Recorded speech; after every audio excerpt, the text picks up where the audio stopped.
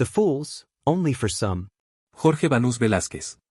No vulgués ser feliç a condició de ser imbècil. Dedicat amb afecte als que mai no van saber que existen. Vaig escriure aquests petits texts en idioma català, en memòria del meu estimat pare. I would not want to be happy on condition of being an idiot. Dedicated with affection to those who never knew they existed. I wrote these short texts in Catalan, in memory of my beloved father. Prologue. The author aims to make an existential analysis, starting from the premise of obvious things that we all know, but which, due to their very nature and simplicity, we fail to consider in our daily lives. The title of this book, The Fools, refers to the common man who leads a life of little conscience. Dedicated to those who never knew they existed and, of course, also, to those who shine. This book is set in the 15th century, when the main character, Hugo, was born, lived, and perhaps died. This century spans the years 1401 to 1500, both inclusive. It is called the Century of Innovations, and marks the beginning of the Age of Discovery.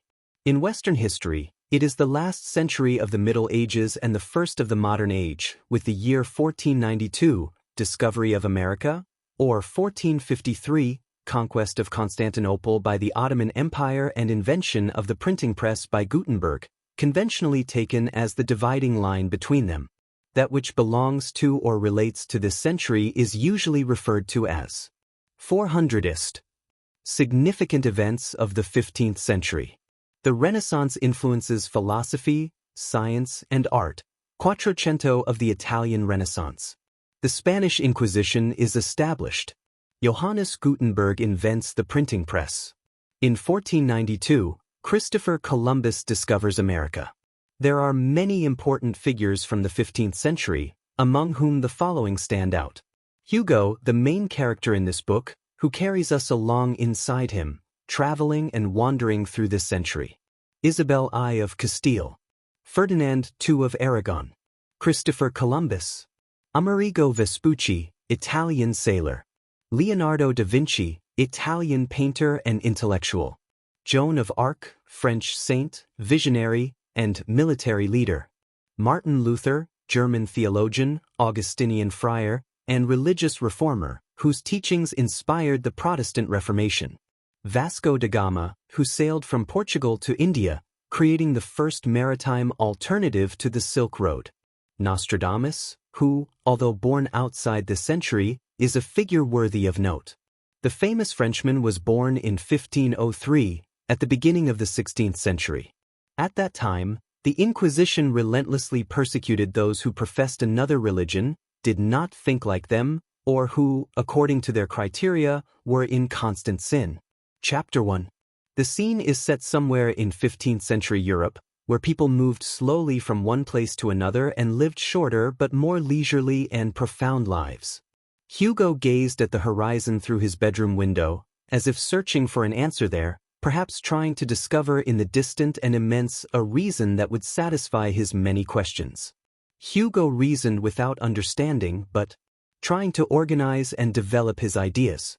He talked to himself, but at the same time he put forward arguments to the wind as if it were the best and most valid of interlocutors. He pondered. Human beings have populated the earth for thousands of years, grouped into different cultures in different parts of the globe. The differences between them are sometimes so vast that they are completely opposed. The most curious thing is that all religious, political, and other ideologies, which stem from the circumstantial origins of each group, are the absolute truth for each one, regardless of the fact that within these social groups there are also a kind of subtruths, which are also irrefutably sustained, rejecting in each and every one of their forms those of the others. We are all equal. We develop and uphold our truths according to the direct influence of our circumstances. This is how there are cultures that believe in, cling to, and simply do not accept the monotheism of others.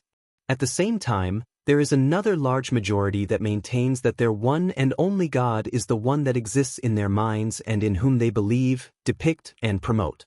They are all identical in affirming and giving reasons why the God of their belief is the true one.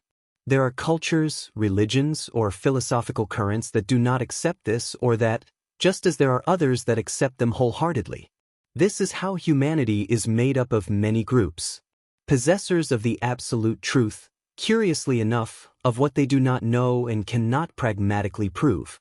Alone, and as the most solid argument for their beliefs, they uphold a faith that is undoubtedly instilled, promoted, or simply inherited from the culture to which they belong or which surrounds them. The need to believe or sustain their existence leads humans to engage in a wide variety of behaviors. Our culture leads us to develop and live with certain standards and behaviors that have been adapted and adopted as normal simply because they are repetitive, routine, and familiar to us. There are many examples of these pseudo and peculiar normalities. Countless harmful, irrational, and stupid behaviors are normal, which are impossible to enumerate due to their great variety and endless quantity. Among this infinity of irrationalities, it is possible to distinguish between ensuring and believing what is right by acting in the appropriate manner. Irremediably, hysterically, and historically, they sustain their lives on false values. If we review the above and take a counterpoint, we will see that, logically, it is abnormal, curious, and very rare to find humans who do the opposite. That is, not asserting that what they believe is right turns out to be just that. These rare specimens clearly do not live based on false values, making their lives more complex without anything to hold on to. It is truly curious to find a human being who does not belong to this misnamed normal, a kind of normal abnormality. From the moment we are conceived, human beings are constituted as such from the moment of gestation, which transcends to another existential plane when we are born. This first plane concludes when, as we develop and grow, we take on and/or acquire a certain degree of awareness of our existence. The analysis is obvious, but that logical thing does not translate into concrete facts reflected in our lives, where we should act consistently with this reality, which is otherwise finite and impermanent. We could attribute to ourselves an existence that culminates in transforming us into infinities. Indeed, at the end of our existence, we acquire the quality of infinitely dead beings. Our death has no end, it transcends the material and time. In this context, we would have the character, so longed for and desired, of infinite, important, and permanent beings. Man, the human being, by himself and within his somatic existential time, does not remain. He does not remain an infant, he does not remain young, he does not remain alive. Only when he ceases to exist does he manage to remain. He remains stable, definitive, and infinitely dead.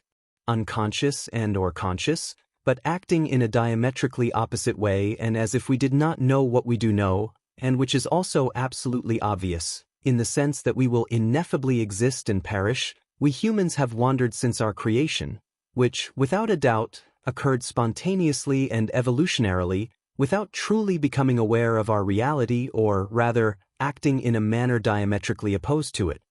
We have irrefutable evidence before our eyes, yet it does not permeate the daily actions of our lives. One piece of evidence is that no one has ever not died, and yet humans live their lives as if they were never going to die, as if they were never going to grow old, as if they had never been born, as if they did not have the certainty and awareness that they are only passing through. All of this, of course, is limited to the purely material plane. There are obvious things that everyone knows but that practically no one takes to heart and acts on. It is clear that humans do not have a sense that makes us or drives us to act in accordance with our true existential reality, leading us to engage in harmful, inconsistent, and incoherent behaviors. We all know that no human being has ever been able to remain alive longer than dead. One can remain dead for forever, one can be infinitely dead, but one cannot be infinitely alive. However, with just a general analysis of the average use of time in people's lives, it seems that they do not consider this fundamental factor when we determine and decide on the use of this chronological element called existence.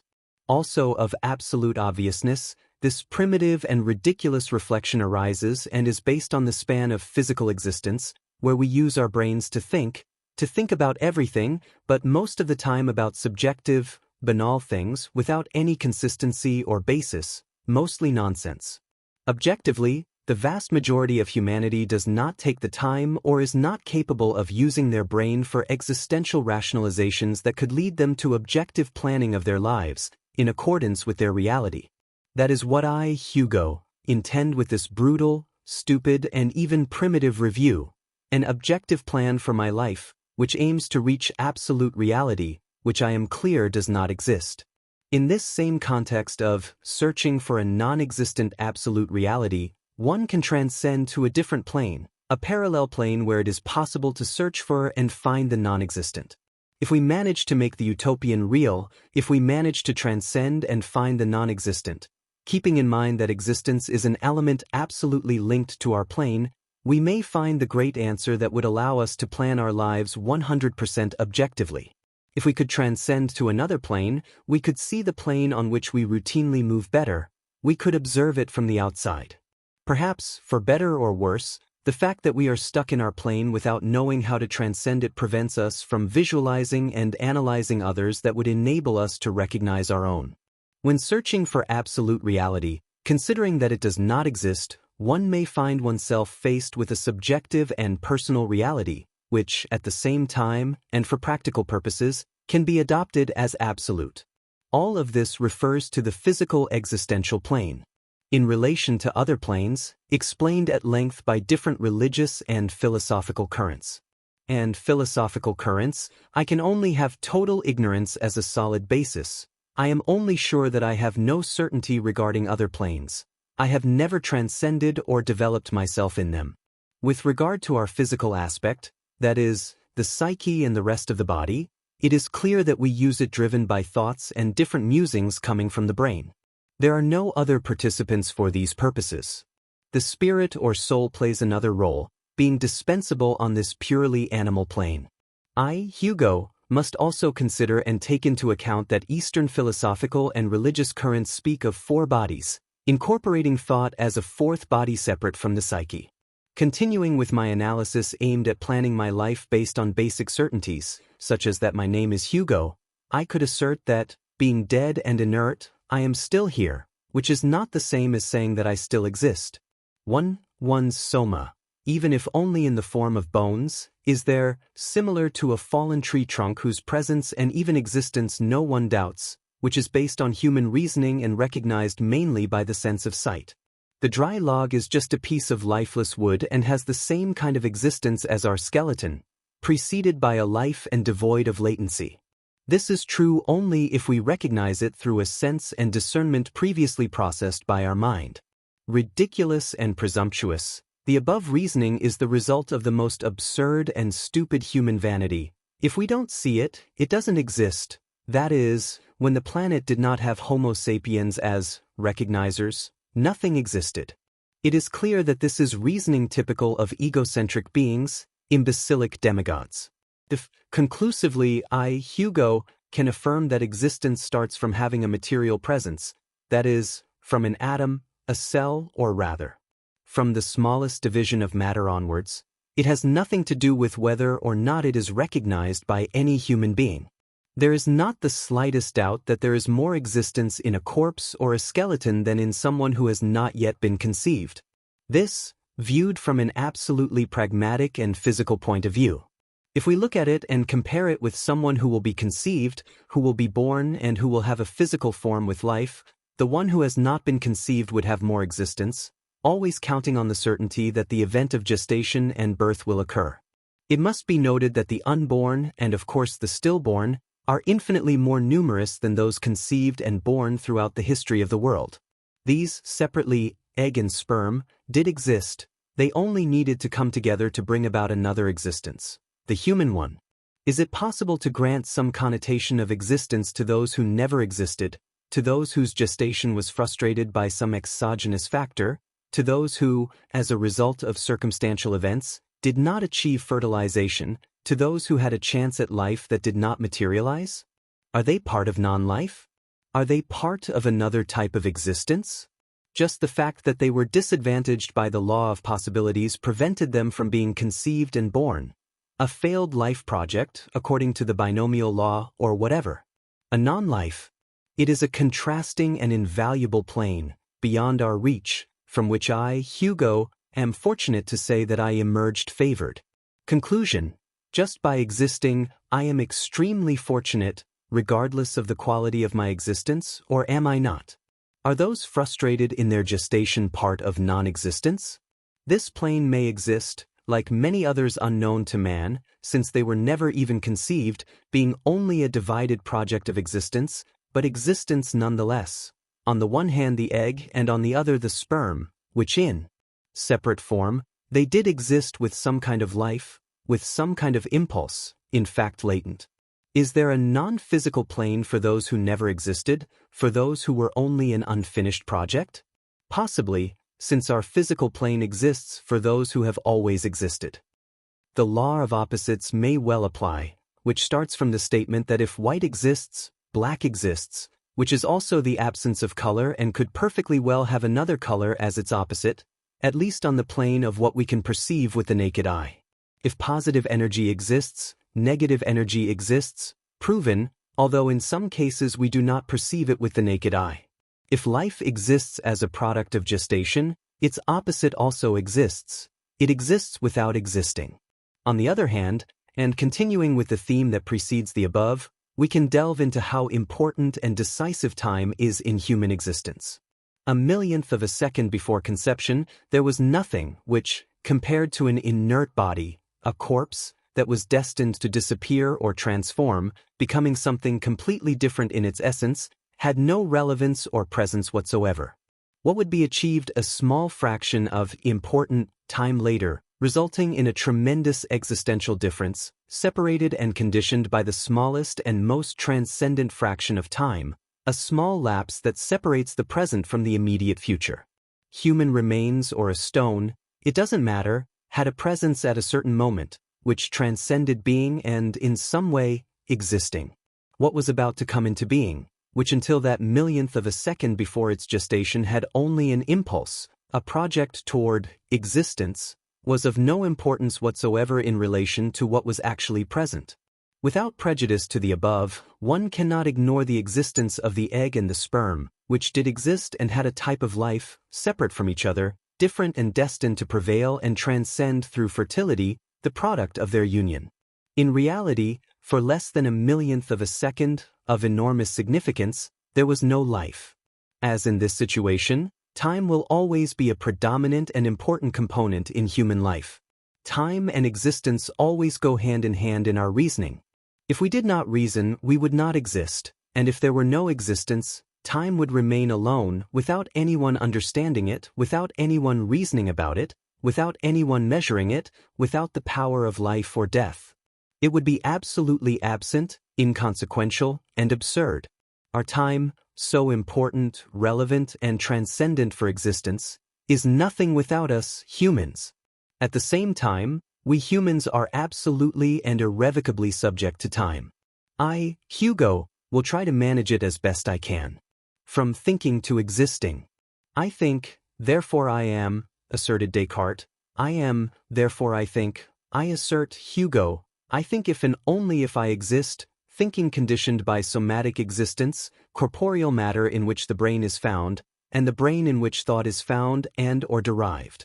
If there is no matter, there is no brain, and if there is no brain, thought cannot be generated, which is nothing more than a chemical reaction with physical additives, including electrical impulses, or something like that, entirely material. If there is no uniformly established brain matter, there is certainly no possibility of even the slightest thought originating. Actively, we could not raise any possibility of spiritual existence. Consequently, we could reason that spiritual existence is linked to our psychic existence. With the formation and development of the brain, thought arises objectively and pragmatically, and with the mere fact of its gestation, even in a primitive form, the being exists. Another thing is to recognize one's own existence through analytical thinking or reasoning directed at one's own being and, with this, to discover oneself existing. Discovering oneself traveling through time, traveling straight towards death. Nor is it possible to deny the possibility that we are frozen in time, suspended, watching it pass, and that death is the one moving through time towards us. Neither situation will bring us, and only us, to our living space, where we will grant transcendence and quality to such a solemn, unique, and irremediable encounter. The unique event that determines the end of being awake turns out to be the most common of all. There can be nothing more common than death. Death, because it is so common, turns out to be vulgar and ordinary. Humans and stars, animals and planets, plants and insects die in different ways. Everything that is born dies, and, obviously, everything that dies must have been born. Human death differs from other deaths only in that it is an event reasoned by the person involved. The same is true of life, which turns out to be one and the same thing as death. How important and common death is. It can be interpreted in many ways, from a passage to eternal life, reincarnation in another body, to a simple cessation of functioning destined for the transformation of matter. The real significance of the great event, called death, is that which it has for the being who has only one life and, therefore, one important, unique, exclusive, and transcendent death. Death has been so important to humanity that the most important monuments and buildings have been erected in its honor. The most important rulers, or the most important unconscious, have died just like the most miserable of humans, but in the face of such a cruel reality, they have wanted to distinguish themselves by trying to remain present through the vain material representations they have left in their honor. All this at the expense of a bunch of idiots who have had to build them, who, of course, have also died. The mere thought of the inevitable human outcome causes so much fear that we act as if it were not part of our beautiful life, which, incidentally, comes with its not-so-beautiful death included. How could life be possible without death? How could death be possible without life? If human beings had the capacity to become infinite, they would have to dispense with matter. This is how we have had the need to consider the possibility of eternal life, creating or assuming a parallel body, the spirit, the soul, both antimatter, and differentiated only by dialectical connotations specific to human beings. This soul would indeed have infinite characteristics, with which we would achieve what all of humanity so desires. We would be infinite, we would never die. The question arises, if the soul did not exist, would we invent its existence? Human beings have many ways of dying, although true death is clearly distinguished from others by the cessation of bodily functions, including the brain. Those who do not know how to live also die, those who spend their time having a bad time, those who spend their time making those around them have a bad time, doubly guilty, doubly stupid, dead before their death.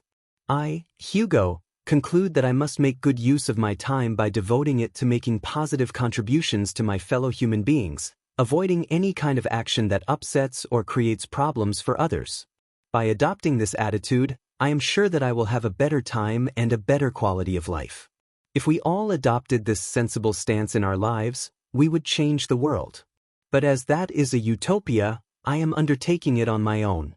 How can those who have attitudes and actions that cause pain to themselves and others not be considered idiots, inflicting suffering on themselves when they could avoid it just by acting consciously? The mirror. I have always been struck by this object that has allowed me to get to know Hugo, that is, myself, physically, in detail, so I will take some time to analyze it. The mirror, a poor yet transcendent artifact or utensil made, coincidentally, of sand. A poor element? Rather, a transcendent element. What would become of humans if we did not have this instrument of physical self-recognition? The first fool who saw his reflection had the opportunity to learn about his physical appearance and, with this, complement his hitherto even weaker knowledge of his material existence. Primitive man surely observed his silhouette in the waters of a lake and in some way reasoned, by logic of capacity, not very deeply, let's say, about his somatic existence. Later, with the advent of mirrors, he managed to perfect the vision of his body reflected, albeit upside down, in this noble and dangerous artifact. It is possible that primitive humans did not have the capacity for reasoning and did not even know that their silhouette, reflected in the water, belonged to them. They could have told each other what they looked like, but they must not have had the reasoning or communication skills to do so. It occurs to me that, rather, when they reasoned that the silhouette in the reflection belonged to them, a slightly more accurate reflection began on what they looked like and how they underwent physical changes over time. At the same time, and with the passing of millennia, They surely began to reflect on whether it was just that changing matter in the mirror or something more. Undoubtedly, it could not be satisfied with being just an insignificant grotesque, and having nothing to lose and much to gain, it attributed another existence to itself. Its creation was not without pretension. It created and extended its current but transformed life into perpetuity through different religious beliefs. All fantasies about somatic transcendence to the spiritual began to strengthen, converging on a common conclusion and/or assertion. Humans were, or pretentiously attributed to themselves the quality of demigods. We perpetuated ourselves in time. Whether God existed or not, most humans needed to have him. Whether other types of life existed or not, most humans needed to ensure, affirm, and cling to it.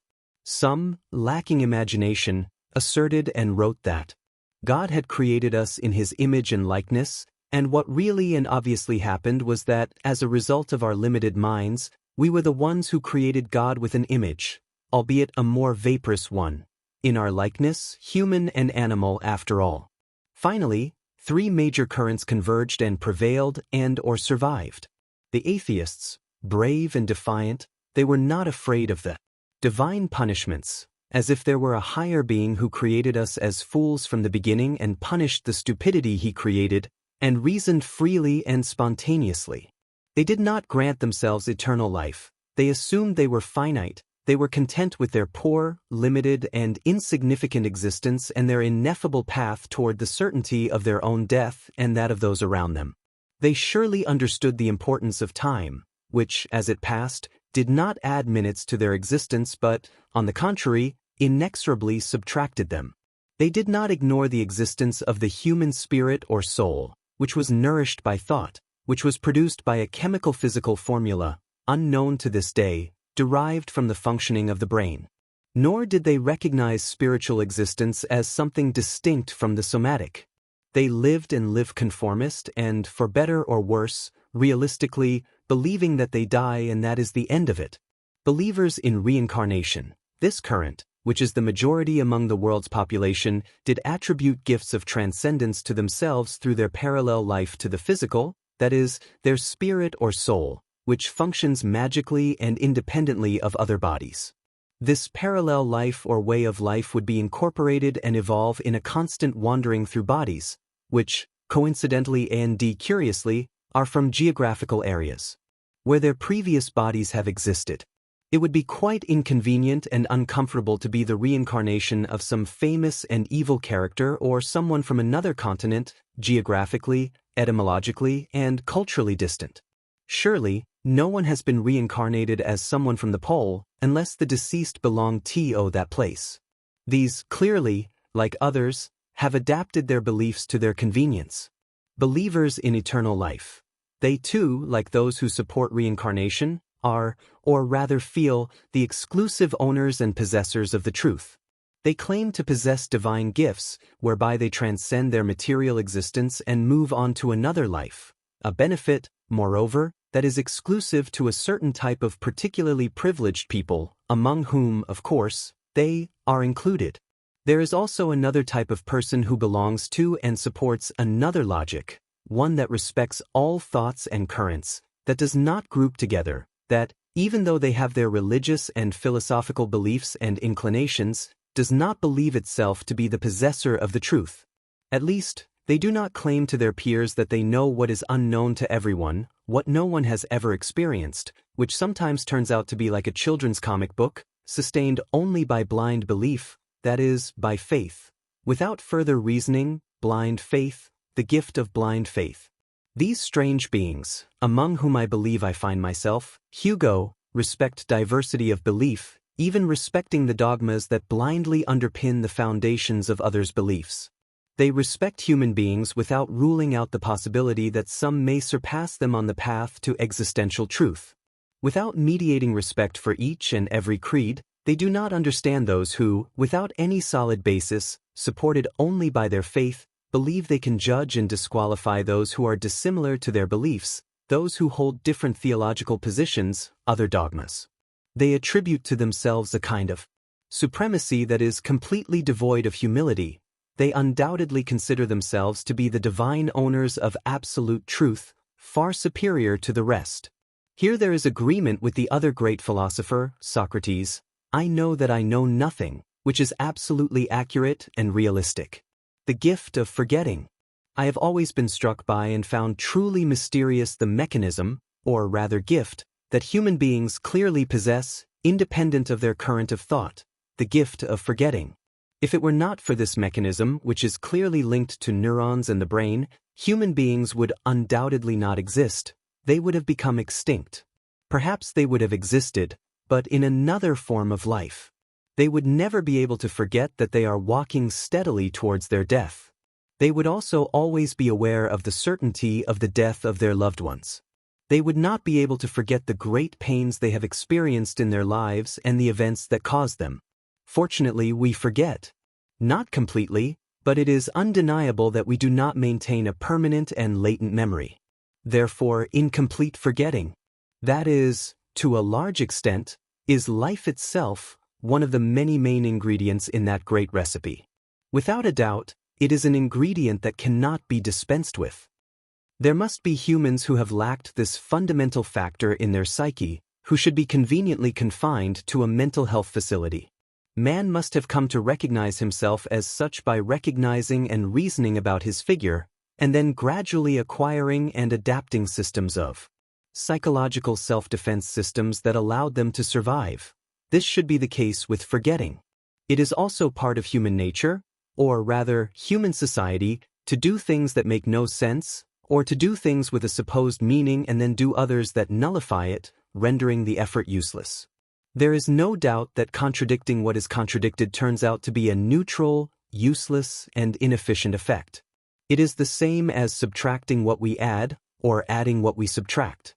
In fact, human beings, in their short lives, tend to waste time undoing what they do when they could have simply done nothing, which would have had the same effect, but without squandering a minute of their existence. I will also take this into consideration in order to live more fully. Chapter 2. Hugo's existence. After thinking about all this, and believing he had reached or approached a more realistic state of consciousness regarding his existence, Hugo set out to live in the way that befitted him, considering, among other things, in an absolute and objective way, that his only and certain destiny was death. That, as a result of the physical changes his body and mind were undergoing, he should at least make good use of his moments, enjoying, or rather taking advantage of, each of his stages, not wasting a fraction of the time he had left in his existence and that belonged fully to him, if he so chose. The situation was even more complex, as he was absolutely certain that he was not what he thought of himself. What's more, he nobly acknowledged that he did not know himself psychologically. On the other hand, he knew perfectly well that none of those close to him who shared his life, and even less so those who knew him only circumstantially, knew who he really was. Who could say who Hugo really was, what he was like inside? Who could assert and detail in a concrete and accurate way the existential characteristics of this character? Everyone saw him according to their particular point of view, that is, according to the gaze they had, the product of their own prism, their own way of being, their character, their ideologies, their hang-ups, their internal influence, their environmental influence, etc. Pablo, who was a calm person, saw him and judged him to be a fast-paced and restless being. However, Jeremias, who was extroverted and hyperkinetic, saw him as a calm and composed person. Isaias saw him and judged him to be an intelligent person, Pedro as a fool, and what can we say about Magdalena, who had a completely different opinion from everyone else? This is how everyone who knew him had their own particular opinion of Hugo, who in turn completely disagreed with the opinions of all his acquaintances. There is no doubt that Hugo was, depending on who saw him, absolutely nothing that could be defined by collective agreement. Surely, if a group of people close to him got together, they would not agree on how and who Hugo was. Therefore, his final reflection was that no one, not even himself, knew him. That is, he was an absolutely unknown being, from whom anything or simply nothing could be expected, since there was no concrete basis for delivering an objective, descriptive, and at the same time accurate conclusion about his being, or rather his way of being, his way of reasoning, his actions, and, in general, What Hugo was like as a whole, except for his physical part, which was visible. Sticking to and summarizing what he had concluded, in the sense that his existence was limited and, moreover, completely unknown, he made his first resolution. He had to sleep less in order to remain awake longer, a state that he associated more with life. On the contrary, he understood sleep as small pieces of death. Sleep little? No, better not to sleep at all. And be awake all the time. That way, I would be able to spend more time and be closer to life, having the opportunity to get to know myself better and, at the same time, live more. As a second measure to take advantage of this wonderful but limited gift, I decided not to waste my time trying to make others, the fools, see that they were wasting theirs doing insignificant things, annoying each other to no one's benefit, fighting for causes of flimsy reasoning, more visceral than cerebral, insignificant in themselves simply because of their existence. As a third measure, he proposed, at a certain point in time, to plan the rest of his life. How could he not be another idiot? How could he detach himself from the vast human universe, ruled and composed of people who exist leading insubstantial lives, lacking any planning based on objective analysis? By being even more of an idiot than the others? No, he definitely recognized that he did not have that capacity. Well, at least I was clear that I would never sleep again. I was also clear that I would not waste my time with normal idiots. How could occupy his valuable and limited time? By being alone? Being accompanied, but without wasting time explaining anything? Perhaps, or rather at worst, he would waste the other person's time. Studying to perish, becoming a little more learned and knowing himself a little better? Doing nothing so that time would pass more slowly? Doing many things so as to make the most of his time? How could he do many things in a limited amount of time? He could only do a few, the bare minimum. How could he take up other people's time? There would be no harm in that, since they, the fools, waste it on nonsense. Impossible. Other people's time is the only material good that no one can appropriate. The most you can do to people with their time is to limit it, take it away, make them waste time, but unproductively and without being able to obtain it for yourself. Returning to the attempt to optimize precious time, I think that if I eat food, I still waste time and, in addition, it causes other consequences specific to the human organism, which still make me waste precious time. No, but I still have to eat to stay healthy and prolong my life. Be careful. You have to eat a balanced diet to avoid premature illnesses that could cause or bring about death. How do you eat a balanced and healthy diet? I'm going to study the subject thoroughly. I am very sleepy because I haven't slept in several days. Or actually, I don't know if I have slept or not. Suddenly, I feel like I am being transported into a state that I could call slumber. I hope I haven't fallen asleep. I want to be lucid and make the most of my time. Sleeping is like dying for a moment, especially if the sleep is deep. When you sleep, you definitely give up doing anything. You give up creating, you give up thinking, you give up smelling and analyzing smells, you give up hearing and analyzing sounds, you give up looking, you give up seeing. The only thing a sleeping person does not give up is precisely that, sleeping. It's clear that I won't sleep for any reason. It's also clear to me that I am condemned to physical death and that no one, at any time, has ever been pardoned from that sentence. How is it that everyone is so calm, smiling, and wasting their time, knowing that their days are numbered? Everyone is condemned to death. Could it be that I'm wrong? Maybe I'm not going to die after all. Hugo, what's wrong with you? Asked his mother. We haven't seen each other in months, and you don't even come down to say hello. I'm coming, Mom. What a pain, this is throwing me off my train of thought, all my musings. Worse still, I haven't even finished planning what I'm going to do with the time I have left. I have no choice. I'll have to spend some of my precious remaining time greeting my beloved, but uninformed mother. She should have less time left than I do. I hadn't thought of that option, spending my time with my loved ones. It's also a possibility I'll have to consider. First, after hugging my mother, I will continue with my studies, based on the only obvious and irreversible absolute truth, which is none other than the end of life. This is to determine definitively what I am going to do with the time I have left and how I will get to know myself better in this scarce, determined, and uncertain remaining existential span. I will try to categorize and analyze all types of idiots, who of course only have in common that they do not know themselves and do not act in accordance with the finite future that lies ahead of them. Even if they believe in another life after this one, and even more so, accepting that another life exists, they should have, or they have and do not mature, the certainty that, like the animal life they have, in the form they have, in the place they have it, with the bonds they have, occupying the senses of the human body, they will never have it again. Undeniable. Once the body is dead, it will never revive. What would happen if it did not exist? It would not die, it would not have a limited presence in time, it would not be distressed, as I am, by deciding what to do with the time I have. I am sure that life and death are a single manifestation, otherwise indivisible. It's clear that's how it is. What if I manage to dissociate my life from my death? How can I overcome my death without overcoming my life? How can I separate my death from my life, or vice versa? Hugo deduced, obsessed and anguished. Definitely, the main and only cause of my future death is my gestation and birth. If I had not been born, I would never die and would become immortal. So all human beings who have not been born and have been lost in a frustrated life project should be, albeit on another plane, the only immortal human beings. Congratulations. Devoid of existence, devoid of death, devoid of beginning, devoid of end. Death is nothing more than the absence of life, and conversely, life is nothing more than the absence of death, Hugo continued to ponder. If we look at it from another point of view, those who lack life may be the deceased, as well as those who were never born. Who is Hugo with?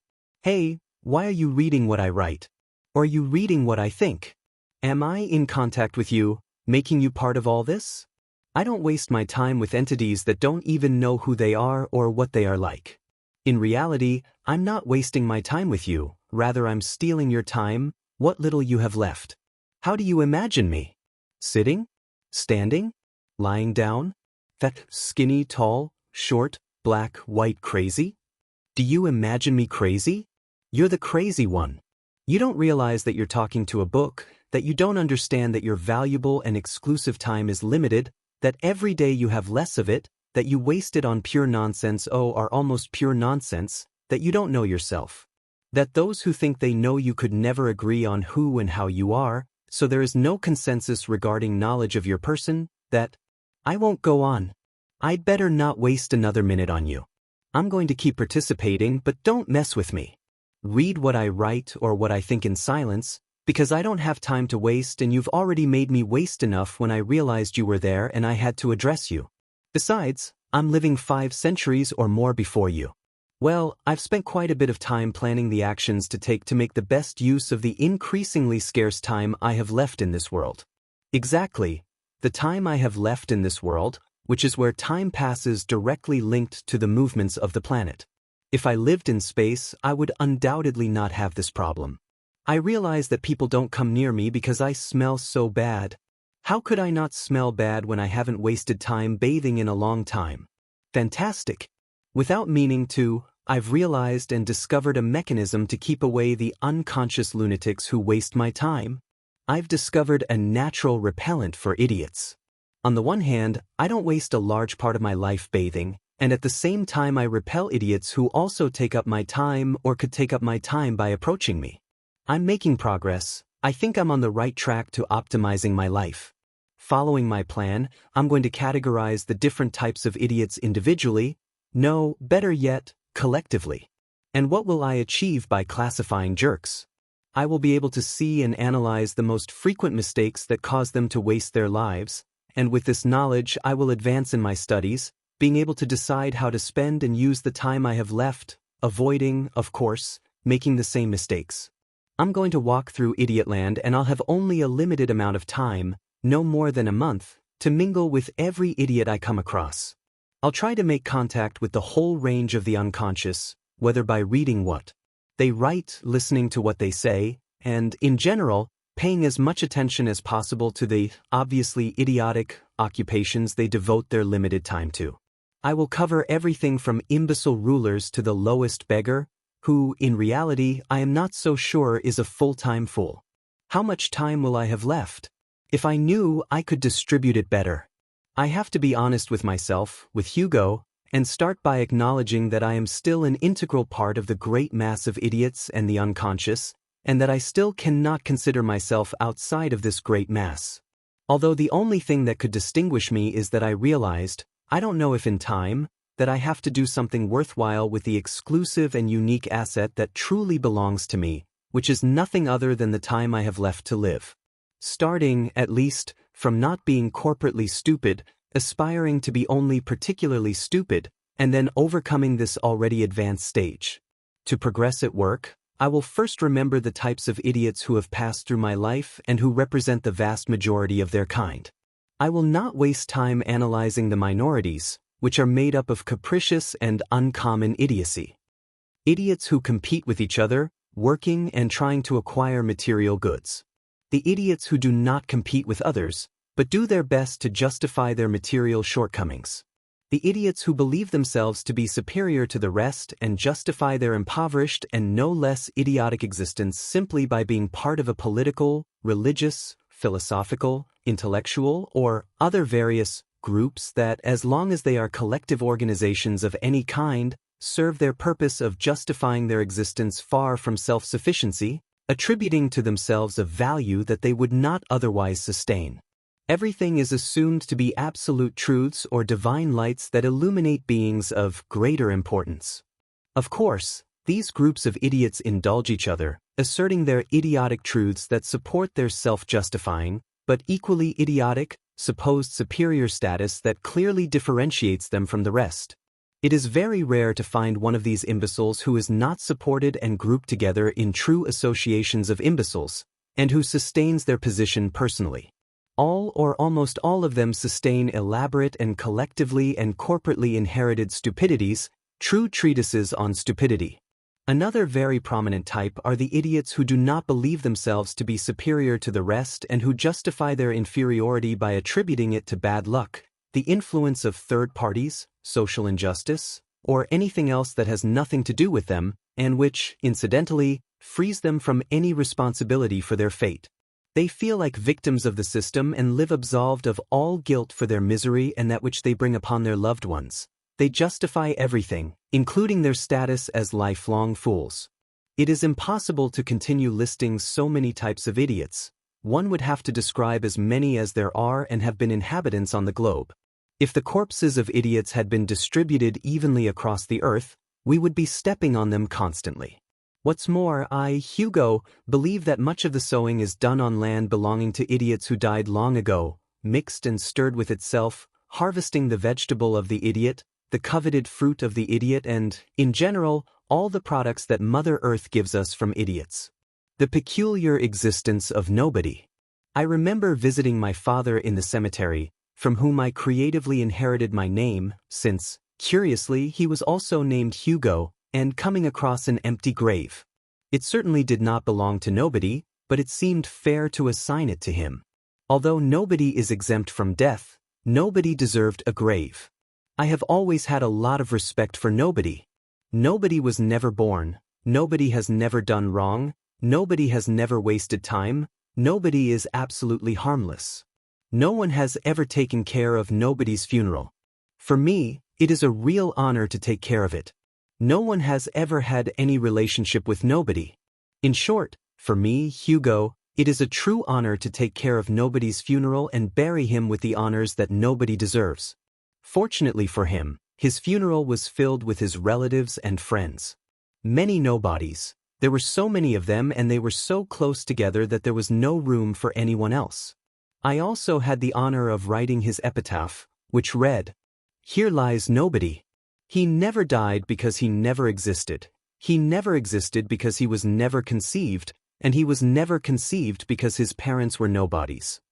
The peculiar existence of somebody. Someone's also deserve my deepest respect, otherwise, they are very common. Everywhere we go, we meet someone's. People always get together or share with someone's. People always marry and have children with someone's. How many lives have been saved because someone arrived in time? If there are problems, there is always someone to solve them. If there are no problems, there is always someone to cause them. If everything is quiet, there is always someone to interrupt it. If the majority are good, there is always someone bad. If the majority are black, there is always someone white. If there is a conversation between sensible people, there is always someone stupid. If we are calm, there is always someone restless. If everything is fine, there is always someone who messes it up. If everyone is happy, there is always someone sad. And if everyone is sad, there is always someone happy. There will always be someone sick on the face of the earth, someone being born, someone developing, someone dying, someone crying, and someone laughing. If there is no one, there is no one. Therefore, someone is the same as no one. Consequently, someone and no one do not exist, they cancel each other out, they are just characters invented from human thought and dialectics. If human beings did not exist, there would be no someone, and of course there would be no one. Curiously and contradictorily, we have always known that no one is missing someone, not even me, Hugo, who has my wife and children, but who does not know if I am someone or no one. Hugo and the universe. Are humans the only idiots in the universe? Are there alien idiots? I have no doubt, idiots are everywhere. But I hope that there are planets populated by sensible people, or, at least, with more sensible people than idiots, which is undoubtedly not the case on our planet. It is a consolation and a source of hope for the great mass of idiots who populate the Earth that there are idiots in the universe, and that we can, of course, call them universal idiots. If we go back to the early days of humanity with Adam and Eve, there is no doubt, based on their story, that these two are the first fools, starting with the apple, which plays a leading role in such wrongdoing. Since then and up to the present day, the production of imbeciles has not stopped, and each one, in his own time, has distinguished himself by his own contemporary imbecilities, which, in their own way, change with the times, but in essence, which is to live without being aware of their existence and without knowing themselves, they have undoubtedly been persistently fools. And what about the sensible ones? Who are these people who believe they are different from our beloved friends, the imbeciles? I cannot deny that I do not know any sensible people. What's more, I have to admit that, as time goes by, I feel more and more appreciation for imbeciles, of whom I have always felt a part. After all, they are people with good feelings, innocent for the most part, who are not to blame for being fools, but undoubtedly innocent fools. Within this type, and being very similar, there are also the well-intentioned fools, with whom I identify even more fully. Me, Hugo, the one whom no one, not even himself, knows, the one who has not acted in accordance with the truth of his inevitable demise, hereby declare that I fully identify with the well-meaning idiots. I believe that, like me, without measuring their existential significance, without objectively evaluating their perishable and finite nature, without knowing themselves, without being accurately known by anyone and, consequently, without knowing who we are, well-intentioned idiots are the closest to happiness. We go through life alienated, delightfully wasting time, appreciating and respecting other fools like ourselves, enjoying worldly pleasures, deliberately and treacherously breaking away from established norms at times, playing, dancing, singing, looking at the sky, looking at the sea and the mountains as if we had never seen them before, breathing deeply and long, fighting for I don't know what, aspiring to get to I don't know where, wandering in our reasoning, reacting according to the circumstances at hand, laughing and crying at the same time, looking, smelling, getting deliciously wet in the rain and smelling its scent at the same time. All of this together makes us feel a peculiar and unfounded happiness, which fully justifies our condition. Well-meaning fools are also identified by going through the world loving in the broadest sense of the word and in all the ways and with all the expressions with which one can love, loving their own above all else, appreciating the good, enjoying giving more than receiving, being willing to suffer in order to avoid seeing those they love suffer, filling their eyes with the infinite colors of nature, reading the book of a dreamer, analyzing the painting of a madman, shouting the poet's verses from within, surrendering to the magic of a sonata, weeping with emotion at the virtuoso's song, savoring everything delicious, rejecting the dull, boasting of their happiness, exaggerating the good, forgetting the bad, repeating the pleasant 1,000 times, exaggerating it, recounting it, silencing the unpleasant, shouting when conversing, vociferating, ranting against the negative, celebrating even if there is nothing to celebrate but life, lifting the spirits of the despondent, fighting day by day without giving up on their humble quest for subsistence, fighting,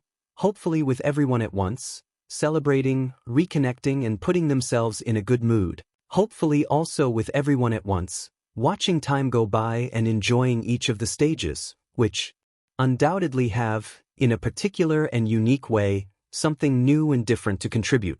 What does it matter if time is running out and with it life, if we have the ability, and even the generosity, to waste our most precious personal asset?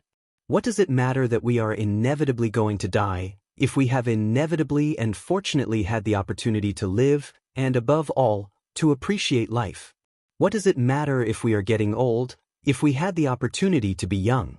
What does it matter if we get sick, if we know that we are predetermined to do so, due to the wear and tear of matter itself?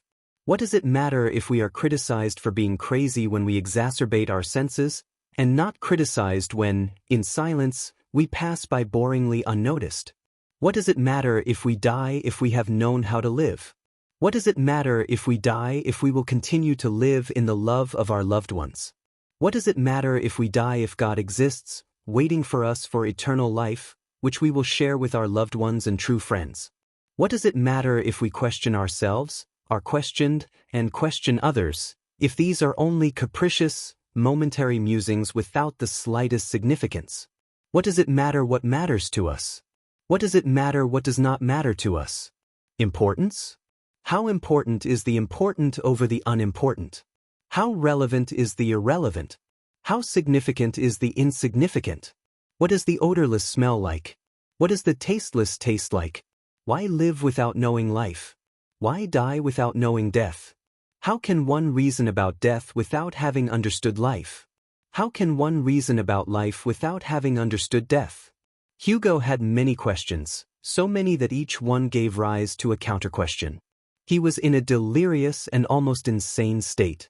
His original concerns had multiplied, his existential questions had grown and exploded in a chain reaction. He had already lost the origin and essence of his search. All that was left for him was to continue existing, hopefully in the most normal way possible, hopefully unnoticed and anonymously, even to himself. Hugo in his other stage. Hugo was getting on in years. He couldn't explain how time had passed so quickly, he couldn't explain how he had been able to endure so many unpleasant and painful things that now seemed vague and distant. His life once again had no meaning. Although it was true that he had decided long ago to abandon his plan to make the most of his existence, eagerly seeking to make good use of his time, he had irretrievably become a normal, unthinking person who shared his life with his wife, Marta, and his two sons, Paco and Luis, who by this point had established careers and solid life plans. Although he loved his family very much, he had never been satisfied with his limited existence, which consisted of fulfilling his duties and living with his beloved family. In this respect, he was also confused. The time he spent with his family was entirely based on the common desire to live together. He had to fulfill what he knew to be his duties as a father and husband. He could not freely dispose of his time. Much of his precious time was devoted and mortgaged to the arduous work of being a father and husband, or husband and father. Hugo still didn't know what to expect, not knowing what to do with the time he had left, just like at the beginning. Perhaps it would have been better to settle for being an ordinary idiot and not one who tried to take advantage of optimizing the resource of time, or in simple words, to make good use of his life. I reasoned, I am very stupid. After studying a formula to optimize the most precious of personal possessions, such as existential time, I have become just another person without any significance for others or for myself. I have spent much of my time watching, arranging, and planning how to use it. The truth is that even now, having spent much of my time thinking about my prospects in life, I don't know what to do with what I have left. I don't know how to make the most of it. I don't know the meaning of life. I don't know how or what is the best way to navigate between becoming and perishing. It is difficult, very difficult, to be sure what to do with the wonderful gift from heaven, that is life. It is as if you were given the most beautiful and valuable of gifts. You appreciate it, you value it, you are grateful for it, but you cannot fully enjoy it, since you do not know for sure who had the courtesy to give it to you or what hidden intention lay behind the generosity of the gift. How can you use it? How can you take advantage of it in a way that is commensurate with its recognized value? What is the true value of something so highly valued? Is life really valuable, or is it that, having nothing else like it and knowing of nothing similar to compare it to, we cling to valuing the only thing we know of its kind and genre? Life, including death, is definitely unparalleled and unlike anything else. It is unique, so it cannot be evaluated objectively. It is what there is, period. There are no options, you can't give it up, there's no way to start over or get rid of it. It's definitely imposed from gestation. If you choose to commit suicide, all you're doing is choosing a premature ending, but of the same and only life, ending it, but not having completely discarded it, since it was already part of your life. Of course, I, Hugo, recognize that life is a wonderful gift, but it is absolutely mandatory and imposed. The concept that life and death are part of a single, inseparable, indivisible event. It is clear that there is no life without death, nor death without life. They are one and the same, obligatory and even, we could say, celestially dictatorial and imposing, since human beings cannot choose not to be conceived, not to be born, not to die. Definitely, on that level our will does not exist, much less prevail. We have neither the reasoning nor any means to change what is imposed on us. This is determined by an almost magical and improbable possibility, totally beyond our reach. It is clear that we cannot resort to, nor does it exist, pre-gestation euthanasia.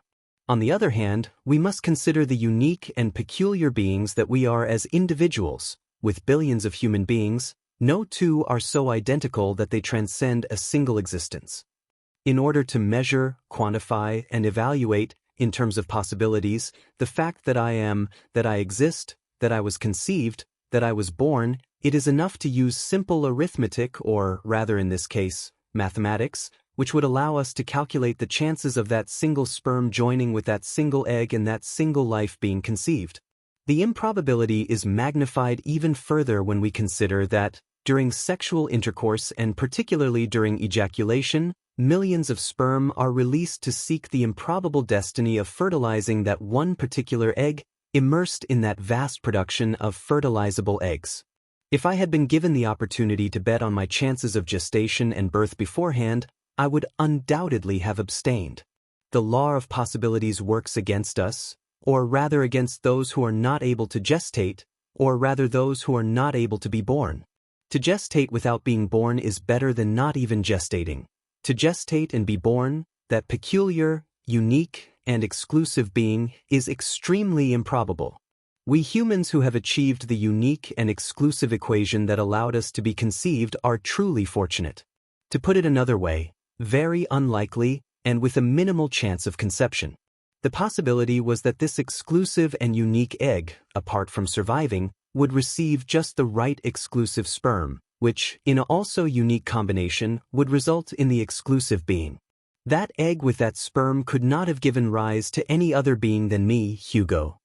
But beware, we could not name the egg Hugo and the sperm Hugo, as it is illogical, given that both the egg and the sperm have millions of combinations that could have resulted in another being, which, of course, would have been unlikely to be named Hugo, and even less likely to have been Hugo. The sperm and egg that initially formed me, within the remote possibilities of these halves of ourselves coming together, would have had infinite possibilities of conversion, with infertility being the most common and prevalent. We are truly fortunate. According to the law of possibilities, there are more chances of winning, in 3 or 4 consecutive attempts, a massive game of chance than of being born as that unique being that I am, Hugo, the product of the highest possibility that that exclusive sperm cell would never have fertilized that exclusive egg cell, which also had to belong to the exclusive group of fertile egg cells. That single egg, together with and fertilized by that single sperm, is the only possibility of creating that unique being, objectively and categorically. There is not a single other possibility. From this one could reason, why wasn't Tal's sperm or, ultimately, egg changed? This would have resulted in someone totally different being born. If the other part, either the egg or the sperm, had been lost, so-and-so would have remained unborn.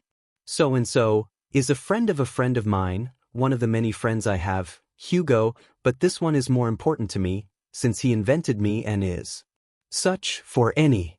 I was very lucky to have been conceived and born. Even luckier to have had a long life. I am one in trillions of existential possibilities. But, unlike the vast majority, I was conceived, born, and have lived.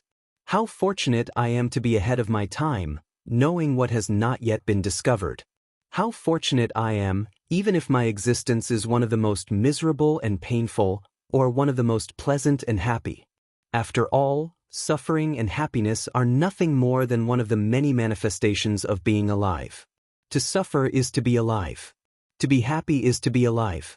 To die is neither to suffer nor to be happy, it is simply to be dead. Being dead is also being, but without life. Being alive is being, but without death. Apart from feeling fortunate to have been conceived, born, and survived, I am infinitely pleased that I was christened with the name Hugo, which gives me a bonus in life. The millions upon millions of frustrated lives that must have been lost transcend any calculation. All the possible humans who were never conceived, which turn out to be a kind of different death, without even being conceived, an early death, a non-death, are incalculable and would have an existence opposed to itself, a kind of non-existence or frustrated existence. Hugo does not know himself. The secret of existence is not only to live, but to know why we live. I don't know who is writing, since I don't know myself, or who is reading. I don't know the character, I can't be. In fact, I am not anyone recognizable, not even to myself. No one, not even I, knows who I am, or at least what I am like. I am not here, so I cannot speculate or reason about such occurrences. I don't know if I'm reading or writing, I don't know if I'm thinking or reasoning the thoughts of another. I don't know if I'm awake and living, or dreaming that I'm living. I only know that I don't know what the hell condition I'm in or what I'm like. I am, like every human being, capable of reasoning and assertively describing my condition, but I am without knowing myself or being known. I am Hugo. I have read about many who suffer from the same affliction. Although all ordinary people suffer from it, these beings, who are somehow special, have taken it upon themselves to solve or try to solve their existential problem. I have read them because, like them, and being the simple Hugo that I am looking for an explanation to see if I can understand what this life is all about, how I can occupy my limited time. But the truth is that they have not helped me much, either because I have not studied them in sufficient depth or because they are simply other idiots who distinguish themselves only by having raised the existential question without coming up with anything concrete. Clearly, they stand out from those who do not even consider any existential dilemma, however poor it may be. Regarding what I have pondered, I have rescued some thoughts, reasoning, statements, events, or whatever you want to call them, that have caught my attention and I believe can be useful in my life project. Someone or some people said or will say, since they said it after my existence. If I doubt, if I hallucinate, I live. If I deceive myself, I exist.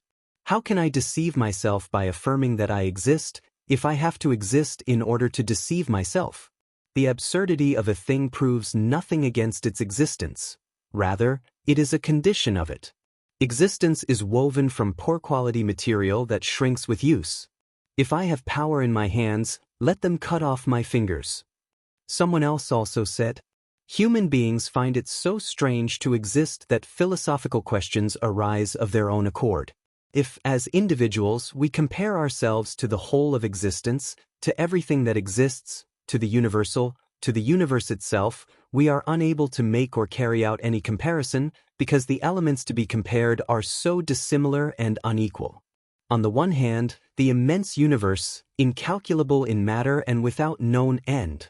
This, for me, does not mean infinite.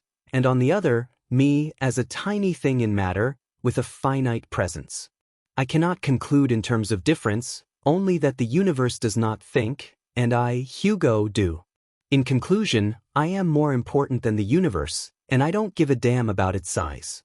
I, Hugo, among other things, ask myself, does existence exist? What is existence? What is existence? Is it governed by the god Kronos? Is it what each of us carries in our thoughts? Is it the persistence of our matter that never dies, only transforms? What is the human existence they call life? Many lives have passed through Hugo's life.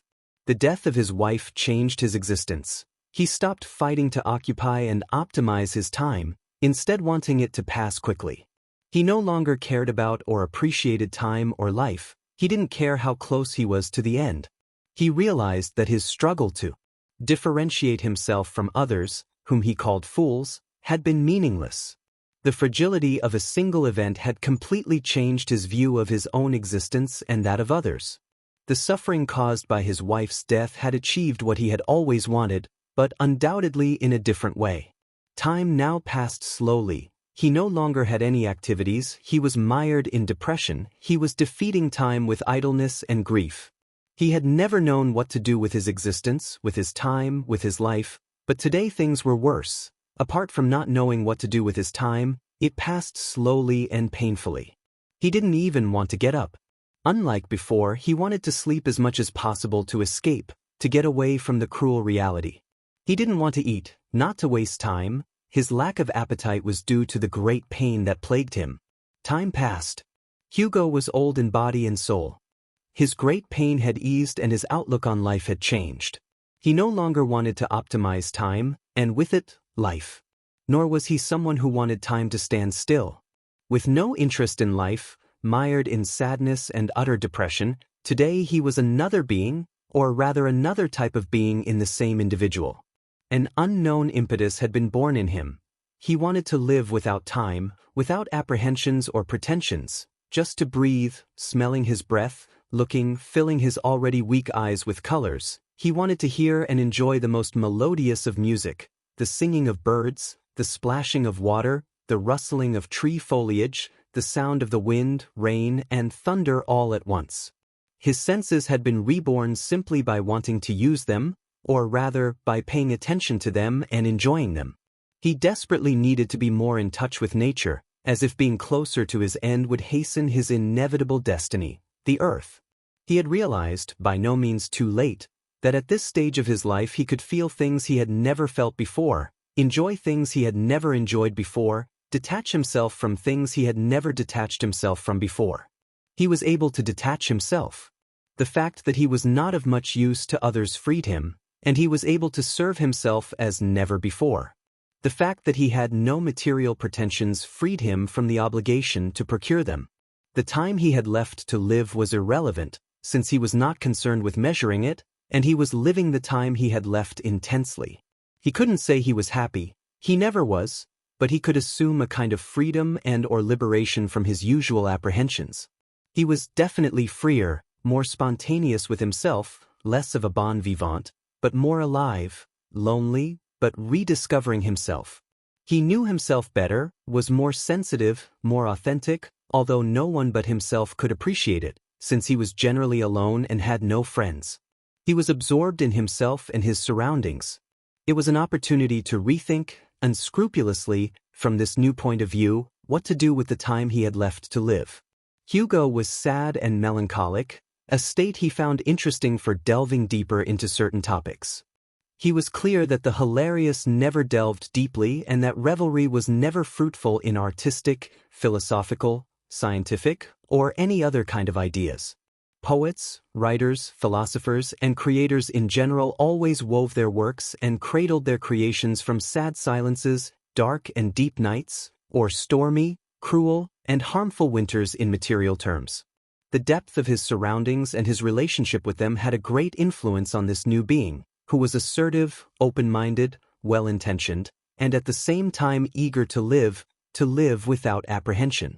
That influence came to the being once he had entered a state of awareness regarding the interrelationship with the environment, with what surrounded him, with what was around him. This interrelationship had been achieved more easily when alone. Being alone was not the fact of being without people around him. Being alone was being without people who interpreted him, understood him, and in some way motivated him. Being alone was not agreeing with the values that arise from his most intrinsic self. It was not feeling interpreted, not even by himself. That was his case, Hugo's case. He felt assertive and profound, he felt different from others. He felt that life's circumstances had cruelly imposed a way of living on him. He felt that what he had experienced was beyond his will and free will. Quite simply, his previous and current existence were circumstantial. Was that really the case? Regarding his recent existence, the chronologically previous one, his past life, there was definitely nothing he could do. It had already unfolded circumstantially and according to events that were also circumstantial, which he had been unable to change at the time, and even less so now. But the present did not have to be that way. Perfect. In the little time I have left, I will disregard circumstances so that I can live more according to my will. I will have to isolate myself even more. When I sleep, I do not depend on circumstances that influence my sleep unless I am awakened by a circumstantial event, or I have dreams related to my waking life, to my life in a state of wakefulness. When I am awake, even if I am alone, I have greater external influences that make me act in a certain way. In reality, the circumstances that influence our actions in our lives are not only human in nature, those of everyday life are also influential and transcendent, such as the weather, which permeates and interferes with programmed existential sequences. In conclusion, I must say that, in my current way of life, I have at least a smaller number of circumstantial events that modify my daily life beyond my control. I conclude, obviously, that human beings do not have absolute will that translates into actions produced exclusively by it. It is always subject to exogenous elements, external forces that act upon us and have a preponderance over what we feel and what happens to us. I find that I see things differently that have undoubtedly remained unchanged. For example, now that I see the sea, with my eyesight failing due to old age, I see it as more beautiful and intense, I feel it more completely.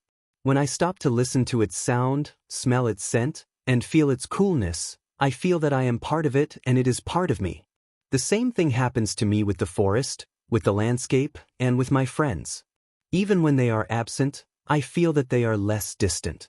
Every time I look at the sky, I can appreciate that it is never the same, a situation that, although it may seem ridiculous, did not occur to me before, since I looked without seeing, without reasoning or appreciating what I was seeing, without stopping to look.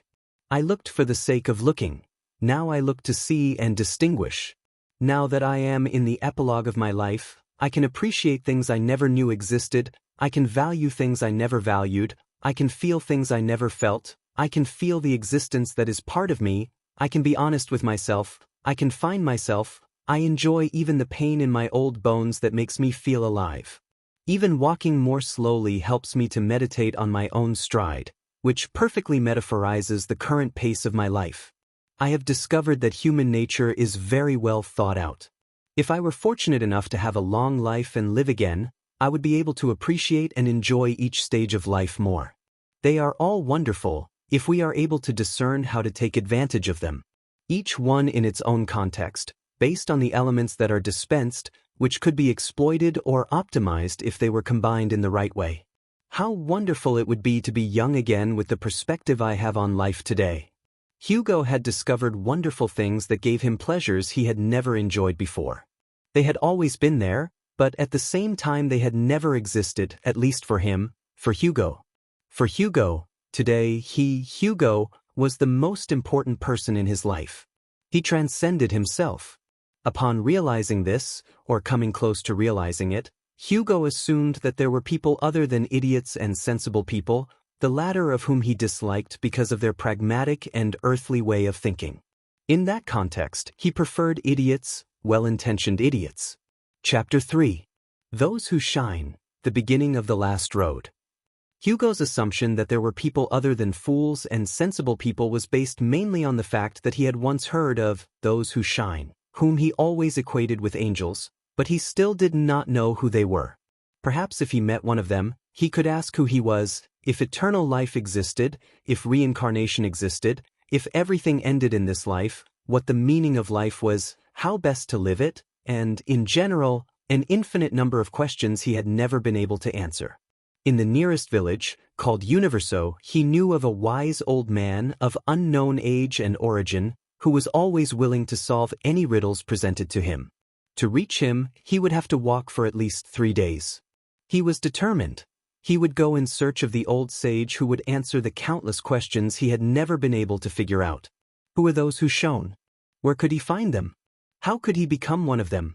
In those answers lay his future, and surely the encounter with what he did not know, knowledge, satisfaction, happiness, the true path. At the first dawn of his first day in this new endeavor, Hugo set off with a firm stride toward the town of Universo to meet the old sage. His departure was full of hope. His greatest physical and intellectual efforts were at the service of his project. He did not know the way, but he presumed it would be hard and rough. Not far away, at midday, when the sun was beating down on the dusty road, he came across a beautiful stream that sang as it wandered along its rocky bed. He put his tired feet in the water and listened to a beautiful, harmonious song. It was a beautiful woman bathing and singing. Realizing his presence, the woman stopped singing. Regretting the circumstance and aware that he was responsible for interrupting such wonderful harmony, Hugo withdrew in respectful silence so that she could continue her beautiful singing. The birds were also singing. Everyone was singing, the stream, the woman, and the birds. The only one who was not singing was Hugo. Realizing how happy the woman, the birds, and the stream were singing, and with the clear intention of preserving the magic of the place, he continued on his way to the old sage. Singing the most melodious song he knew, and with a firm and determined step, he set out toward his destination. He had been infected. His spirits were high, his breathing was now more agitated and turned into successive deep sighs. Along the way, he had found what he believed to be the perfect representation of happiness. Definitely, the woman by the stream, the singing birds, and the stream itself were for him the happiness of the journey. Breathing deeply and repeatedly allowed him to perceive every fragrance that surrounded him. The breeze did its part, pleasantly caressing his face, refreshing it delicately and magically. He was happy but exhausted. The most delightful of sensations prevailed within him. He decided to rest under the trees that would protect him from the harsh midday sun. Incredible, but he was and felt immensely happy. He appreciated the rest, he appreciated the tiredness, he appreciated the dust on the road and, at the same time, the eternal greenery of the willows. He appreciated life as never before in his entire existence. As he rested under the trees, he noticed the silhouette of a dog approaching him, wagging its tail in a sign of frank and sincere friendship. Even though they had just met, the animal approached him confidently. He had always wanted a dog, but this one clearly did not want a master. What he was looking for was a friend, which he found in Hugo, who, as a sign of friendship, shared the bread he was eating with the noble quadruped. The dog and Hugo, or Hugo and the dog, followed the path that led them to the old sage, with the main purpose of having him explain to them, now to both of them, as Hugo believed, who and what those who shine were like. The road was long and exhausting. Dusk gave way abruptly to night. Late at night, they came across an old village consisting mainly of adobe houses painted with lime, which made them shine in a deep white, repainted over itself.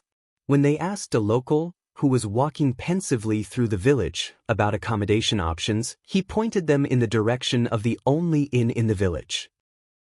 Following the directions kindly provided by the gentleman, they arrived at the end of a narrow dead-end street, where they faced the large gate of the inn. In the distance, they could hear the sound of an old carriage moving and creaking down the street, the incessant clatter of the horses' hooves on the worn cobblestones. When they knocked loudly on the gate, the innkeeper kindly opened the door and, assuming they were customers, immediately invited them in for a small snack, before offering them accommodation. While they ate, the innkeeper asked them the reason for their trip and their destination. Hugo, slurping loudly from his hot soup, told him about the mystery of those who shine, and his interest in having the old sage answer certain questions and, in addition, elucidate who these shining beings were and where he could find them. Taking advantage of the topic, he asked the innkeeper himself who he thought those who shine were, or if he knew them, or at least had heard of them.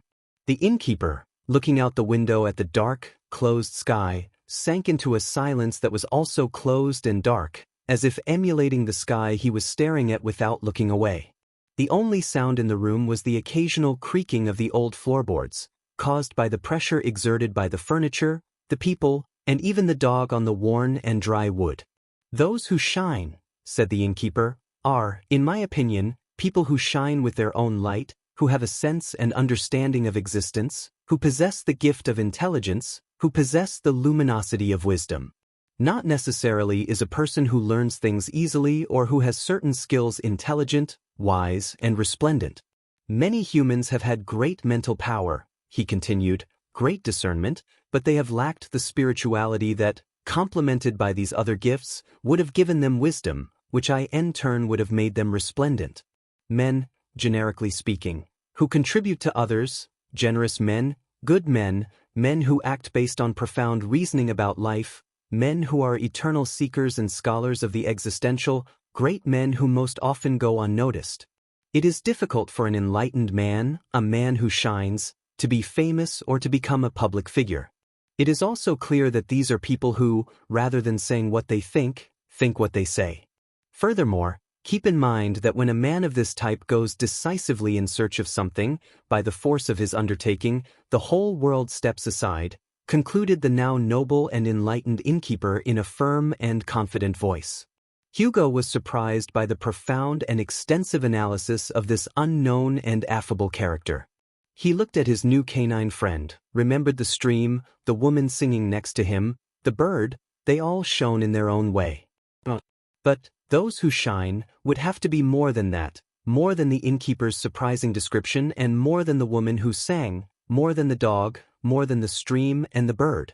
They couldn't be just that or all of them together. He would need a pragmatic explanation from the wise old man to be sure. The wise old man should even be one of those who shine. Finding the old man would mean he would no longer have to search for answers. Finding the old man would mean finding the meaning of his existence. Finding the old man, he would find himself.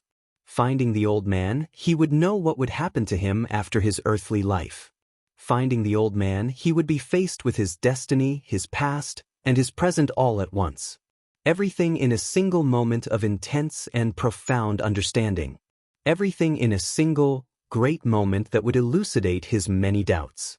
Everything in a single moment that would answer his most transcendent question. In that moment of past, present, and future, he could finally get answers to his big existential questions. He could finally know what to expect for the rest of his life. He could finally know what to expect from what he had already experienced. He could finally know, with certainty, his mistakes and successes. He could finally know and form opinions about those around him. He could finally distinguish those who shine from the fools, the sensible, the ordinary, and, in general, all men other than those who shine.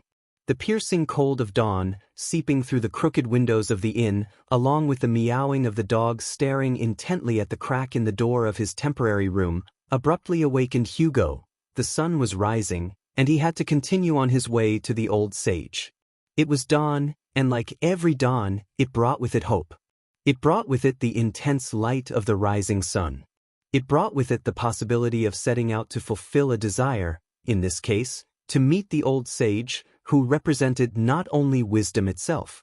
The old sage represented, above all, hope, which, in some cases, is more important than wisdom for living more fully. Without hope, there is no full life. Excited by the possibility of continuing toward his destination, he jumped up, ate and drank something the innkeeper gave him, washed himself precariously, and, saying a brotherly goodbye to the innkeeper, after paying for the services rendered, set off again toward his pretentious destination. Surprisingly, the dog walked ahead, neither behind nor beside him, stopping from time to time to wait impatiently for him. He sniffed everything he came across, looking around as if searching for something. He looked happy and at one with the landscape. He seemed happy to be on his way, the way where he had no owner, the way full of natural goodness that made him happy. It was, without a doubt, his great stage, and the play with its chapters was made up of the different events that took place as he advanced along the way. Flocks of blackbirds crossed the skies in search of their morning food. The magnificence of the landscape in general, and of the hills in particular, made the great mountains seem to grow larger and narrower as he advanced along and around the road. The sun appeared and disappeared among the large clouds. There was no wind, which caused a stifling sensation of heat. The constant ups and downs seemed endless, both for Hugo and his dog, who walked with his tongue hanging out of the side of his half-open mouth. Time passed, fatigue set in, and they could not find a place to rest during their wanderings. The road, in that stretch, had no suitable place to welcome them, to give them the chance to protect themselves from the scorching sun, where there would be a cool meadow to lie down and rest, a protective shade to shelter them, crystal clear water to quench their thirst. They were looking for a kind of oasis along the way, a haven. After traveling a good distance down a long descent that led to a valley, almost at midday with the sun directly overhead, they came across an ox cart that seemed to be traveling the same route as Hugo and, of course, his companion, the dog, without Hugo being mistaken and the dog having another destination and heading elsewhere. Hugo cordially touched the top of his old rusty hat in a reverent greeting to the cart driver, who returned the greeting in the same cordial manner, while stopping the cart, which was moving slowly and wearily. The cart driver, amid the snorting of the oxen and the dust of the road, asked Hugo about his destination, with the clear intention of finding out if they had a common path to share. If so, he could help him with transportation. Hugo appreciated the gesture and, after a brief exchange of words, they concluded that the transport would only take him part of the way, as they had different final destinations, but they would share much of the route. Much of their journey was similar and common. Hugo, after feeling the calm and even boring gaze of the oxen, climbed onto the cart next to the dog. He was dismissing the possibility of resting in order to move faster in search of his ambitious destination. Once on his eventual transport, he took out of his belongings an old leather boot filled with water, which was now lukewarm, and first gave his canine friend a drink, pouring it over his dry snout, and then drank himself in a disorderly manner, so that it ran down his hot face, sliding towards his torso, giving him a feeling of wakefulness and freshness at the same time. The cart driver, who was watching the situation, waiting for them to settle down and cool off properly, asked, with the clear intention of striking up a conversation, if he was the dog's owner. Hugo, saddened by what could be an offense to the animal, hastened to reply that he was not the dog's owner, that he was just a friend with whom they were traveling together. He said all this while looking at his canine companion with a surprised expression, which he made with the clear purpose of demonstrating his total innocence in the face of such an assertion, which could hurt the feelings of this essentially free being. Immediately afterwards, concerned, he looked at the dog's face again to see if it had been offended by believing itself to be someone's possession, as if it were just another object. But the dog was calm, and in its eyes there was a strange but beautiful glow that fully reflected its inner peace. Hugo, intrigued, asked the cart driver why he had asked his question. The cart driver replied that his perhaps strange question was because he knew the dog, that his name was Narciso, and that his main characteristic was that he was his own master, and that the road was his natural habitat, which he traveled over and over again. On the other hand, and another of his characteristics, was that he loved himself very much, which translated into a personal obsession that freed him from any emotional commitment to others and, consequently, from relationships of belonging. The cart moved slowly, swaying over the dusty ground. The creaking noise of its structure added to the soft smell of the countryside, a mixture of earth and manure, which was carried in abundance by a gentle, warm breeze that was beginning to rise, timidly but decisively. For Hugo, the combination was pleasant and enjoyable. He felt that the atmosphere of smells, sensations, and sounds, full of nature and the countryside, predisposed him to a deep, thoughtful conversation, full of cordiality and altruistic concerns. "What is the reason for your trip?" asked the cart driver. "I am going in search of the old sage so that he can teach me who the resplendent ones are and what they are like," replied Hugo, and immediately added, "Do you have any idea about them? Do you know what I am talking about? Do you know what kind of people I am referring to?" Total silence. After a long, tense, and tedious wait, the coachman replied, "I think I understand the meaning of your question. I think I understand what motivates you to seek an answer on this particular topic, but I don't feel capable of giving you a precise and accurate answer.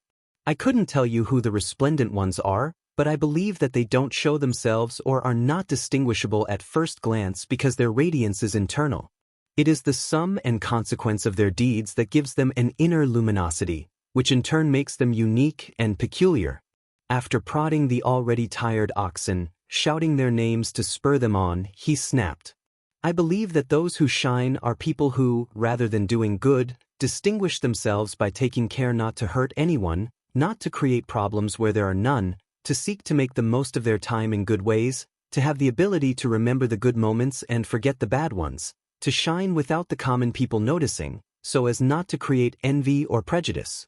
They shine for themselves and for those around them, they shine without pretending to be better than others, they shine for those closest to them who feel true appreciation and respect for them, for those who seek similar pursuits, with whom they share and enjoy their radiance.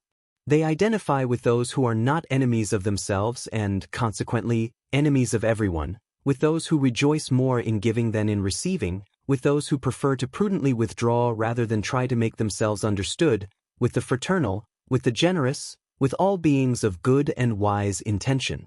I believe these people are seeking to expand human language, which they consider too limited and insufficient to express themselves and make themselves understood adequately, he continued. They themselves are unable to explain what they know so well. They cannot express themselves or make themselves understood with the limited words of our vocabulary. They find themselves unable to convey the reason and meaning of human existence, so they simply remain silent. On the other hand, I believe they fervently believe that humans should be ruled and governed by the most intelligent, a sort of aristocracy of talent, and in no case by people chosen on a whim, much less by majorities with dubious intellectual capacity. Moreover, they are certainly ignorant, lacking in judgment, and mostly brainless. In my opinion, humanity is mostly made up of imbeciles who decide their own destiny and that of others based on thoughtless and incorrect collective behavior, leaving little a and d insufficient space fo are those who shine, so that the latter go unnoticed and are difficult to find and identify, concluded Mr. Carretero. Definitely not. In Hugo's opinion, the cart driver's assessment was too simplistic to describe such important figures and too extreme in its collective assessment. The only one who could give him an accurate answer was the old sage. Neither the innkeeper nor the cart driver had satisfied him with their explanations, and while there was a glimmer of wisdom in each answer, they were far from the light, from the truth so absolute and pure that it becomes light, in the light of inner enlightenment, in which every last corner of the most intimate thoughts is laid bare, even the deepest part of the being is exposed by the magnificence and brilliance of the light of wisdom and absolute and profound knowledge, the light of the great masters of humanity, the light of this great minority. The topic of the resplendent ones had run its course.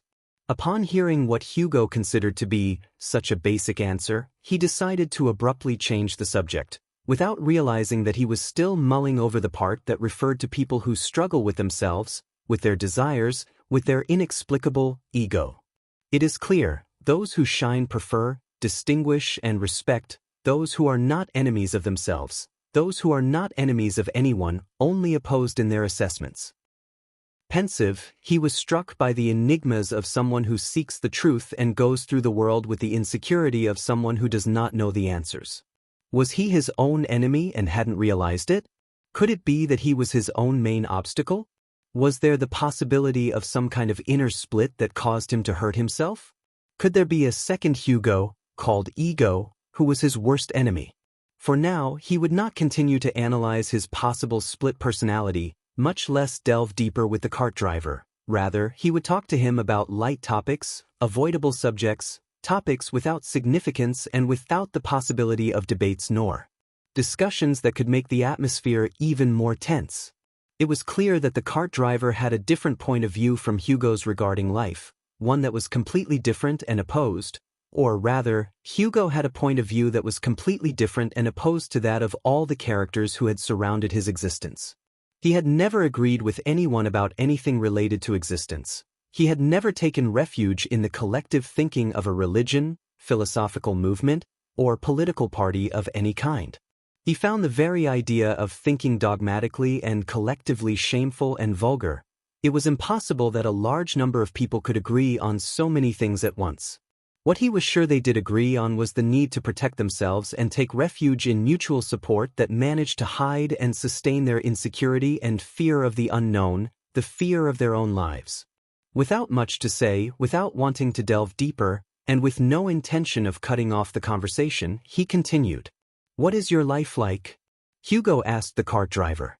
"My life is peaceful and quiet, I have no major concerns and I don't rush around for anything. Otherwise, don't you think I would be riding in a horse-drawn carriage and not with slow oxen?" he replied ironically. Another long silence followed before he continued his answer. "I have lived slowly, digesting each moment with the utmost calm. There has been no haste in me."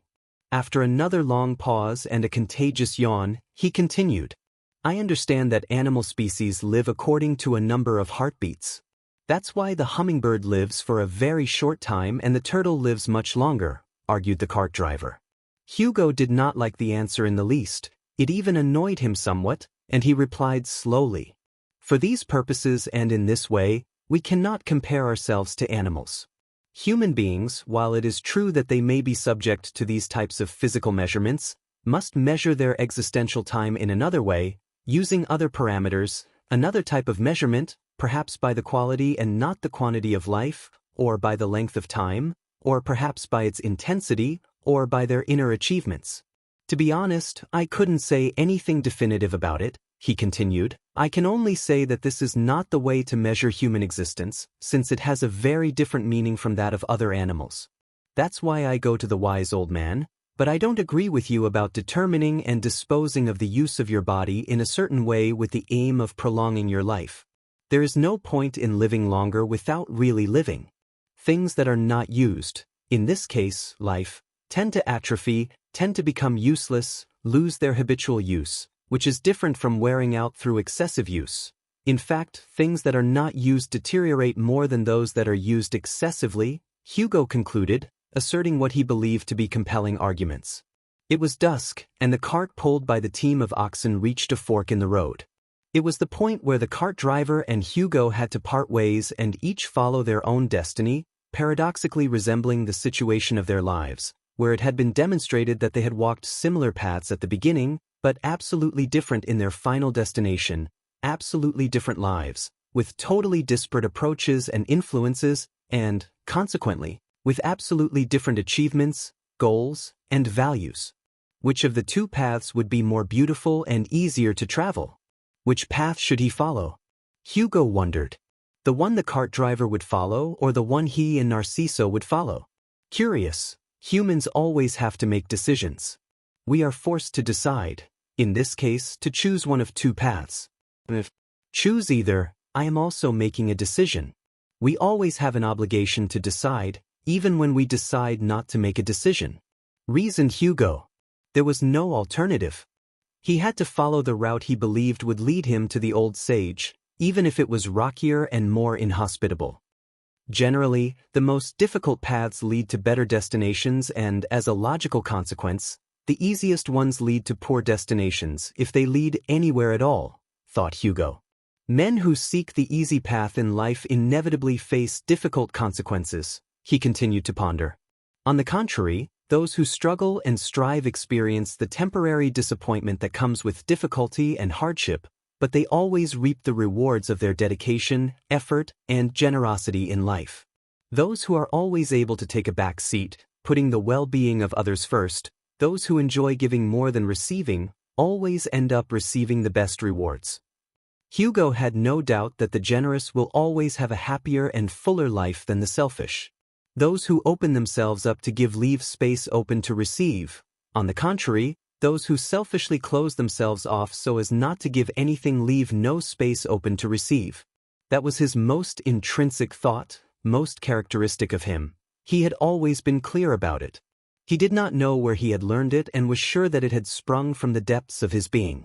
Perhaps it was a thought hidden in his soul by some kind of genetic spiritual inheritance, sent to his brain by a strange impulse produced by a momentary congruence of his bodies. The soma, the mind, and the spirit must have come together at some magical moment to produce a few crumbs of wisdom through thought. Hugo extended his hand to the driver in a clear sign of gratitude, while Narciso, who had slept practically the entire way, stretched his body as long as it would go and let out a deep, long yawn. There was no doubt. The coachman was tranquility, peace, which always crosses our path somewhere, sometimes without us even noticing, without us taking it into account, without us seeing the mechanism that could lead us to adopt it to make our lives more pleasant and peaceful. Once again alone on the road, Hugo and his friend, the dog Narciso, they resumed the journey that they believed would take them to the old sage, who was not even expecting them, much less knew them, and, moreover, had not the slightest interest in meeting them. The old sage nourished himself and fed on the knowledge provided by people of his spiritual and intellectual stature, people who, like him, had the gift of knowing the path to wisdom and who, in order to advance in their determined journey through life, sought the contribution of others who had the ability to provide it. This was certainly not the case with the fools who wandered through life without a definite path and without any possibility of growth. He received contributions of knowledge from other enlightened individuals, to whom he generously gave his own. They had a kind of feedback pact. In the distance, the man with the cart could be heard urging his oxen on with guttural cries that called their names, as if to remind them of their mission to pull the cart along the road. The creaking of the cart and the squeaking of its wheels could also be heard as a soft background melody, adding to the song of the shercanes and dayukas, which began their retreat at dusk to sink into the rest that would lead them to their daily, restorative sleep. At a great distance, about a league away, in the sky, a kelp bird completed the scene like another character in this natural play, flying in circles almost without flapping its wings, gliding and emitting high-pitched sounds that, according to peasant beliefs, herald rain or death. Of course, Hugo was not pleased with either possibility, leaning, of course, toward getting wet. Night was falling, the temperature was dropping, and although the full moon was shining brighter than ever and the sky was clear and full of stars, the cold penetrated their bones. With that sky and the prevailing temperature, there was no possibility of rain announced by the sharp song of the queltejus. Hugo looked for a place by the side of the road to spend the night, planning to resume his journey in the early hours of the morning, as soon as dawn broke, as soon as the sunlight illuminated the path to hope, wisdom, and understanding. At that moment, Hugo would set out on his destiny in search of the brilliance of those who shine, in search of full knowledge, of the joy of knowing himself, of the bliss and happiness he had always sought and never found. Several hours had passed and Hugo could not sleep, nor could Narciso, who continually moved his head and pricked up his ears at any noise coming from the thick, abundant undergrowth. Hugo had never stopped to listen to the night, which, like the wind and the stream, had much to say. Undoubtedly, these were natural sounds that were essentially worthy of consideration. The crickets contributed a monotonous, high-pitched sound, the undergrowth emitted its own distinct and unfamiliar noises, and the branches of the trees rubbed against each other in the breeze, making their own noise. The combination of these noises lent a certain solemnity and a touch of mystery to the moment, which both delighted and unsettled Hugo at the same time, a feeling of uneasy pleasure that was very difficult to describe. Without being dark, the night was deep, and what moved Hugo most, among all the noises, was the sound of silence. At times, the crickets fell silent, the undergrowth made no sound, and the prevailing breeze paused, allowing the branches to stop rubbing against each other. In that moment, in that precise instant, the sound of silence emerged from the immensity and absence of other noises, deep and gloomy, immense and unique, unmistakable and spine-chilling. Paying attention to the silence turned out to be a collection of strange and interesting sensations that Hugo had never experienced before. Indeed, in that brief moment, the noise of silence could be fully felt, a deep and moving noise that Hugo likened to death, which must smell like nothing and must carry with it the noise of absolute silence, he thought. Hugo discovered that he had spent many nights, most of them, sleeping, and that he had never bothered to listen to them, to smell them, to taste them, to focus all his senses on them. He recognized that the issue, like others, could be summed up in simple shortcomings. A life full of banalities and few profound things, a life full of ephemeral incentives, a life lacking in worthwhile interests. Indeed, he had missed it. Having spent so many nights immersed in nature, he had not stopped to listen to any of them. Having been present for so many full moons, so many sunrises, so many sunsets, so many magnificent displays of nature, he had simply and brutally failed to participate in them. He had missed them, and they would never be repeated in the same way in their original versions, but there was still time to witness new and interesting versions, hopefully outside his normal schedule. He thought and thought. Hugo had never delved so deeply into his thinking, never demanded more of his mind than was strictly necessary. Day is the absence of night, and night is the absence of day. Or, in other words, day is the counterpart of night, and night is the counterpart of day. Since both are essential parts of human existence, how can we exist without days and nights? He wondered. Existence is subject to an infinite number of circumstances and conditions, and without a doubt, day and night were some of them. The night had passed, proving its existence to Hugo. It was another member of the journey. Now it was another part of his existence. It was part of his feelings. It was one of the most appropriate moments for his long-awaited encounter with himself. It was, depending on where he experienced it, without a doubt, a new addition to his personal heritage. Now no one could take the night away from him, only the day had that possibility. Today, the night had a distinctly existential character in Hugo's life. Since he had stopped to live it, he had stopped to reflect on it, he had finally accepted it fully, in such a way that it had become part of him. He had realized that the night was not just for sleeping. He had changed his view, he had incorporated it within himself, looking at it in a much more interesting and significant way in his daily life. Today he could affirm that the night had many more important contributions than sleeping. The night could be lived. Sleeping was only good for resting, just like the cemetery. The sun shone brightly and faced the road and, of course, the eyes of the walkers. Looking out across the landscape, he realized that the road was taking him closer to the coast. The smell of the sea came in bursts, heightening Hugo's senses. Surprised by the beautiful view and amazed by the immensity of the ocean stretching out in the distance, he quickened his pace along the road, thinking it would lead him to the sea. As he passed the hills and looked at the horizon, he discovered the intense blue of the sea, which blended with the blue of the sky, joining in a long embrace of magnificent colors. Although the road had brought him closer to the coast, it was now beginning to take him away from it. In view of this, Hugo decided to continue towards the ocean, leaving the road and heading tremulously, dodging bushes, towards his temporary destination. Narciso, his canine friend, followed him, apparently with the same enthusiasm, without hesitating or doubting his decision for a minute. He too was surely hoping to enjoy the immense ocean, sharing it with his traveling companion. A narrow trail, possibly made by horses or mules, led them straight to a small, secluded beach nestled between two large chains of hills, which were completely covered in dark green, the typical green of pine forests seen from afar, like a single voluptuous and uniform image. The constant sound of the waves breaking and crashing on the sand caused a great roar in the enclosed space, echoing throughout the small valley composed of golden sand, blue sky, and blue sea. Huge rocks did not yield to the continuous pounding of the waves. They had endured thousands of years of heroic resistance without giving in. Just as life beats down on some men, who also remain steadfast and upright, the sea tried unsuccessfully to displace the gigantic rocks. At the other end of the white, enclosed beach, a man could be seen struggling to pull his heavy wooden boat out of the water, pushing it in time with the waves, gaining ground and moving inland from time to time, in an act coordinated with the tide and resisting the undertow. They decided to approach slowly so that he would see, without surprise or suspicion, the odd couple, consisting of a hunched man and a skinny dog. Only Cervantes' description of his dreamer Quixote and his skinny Rocinante could fully describe the distant scene.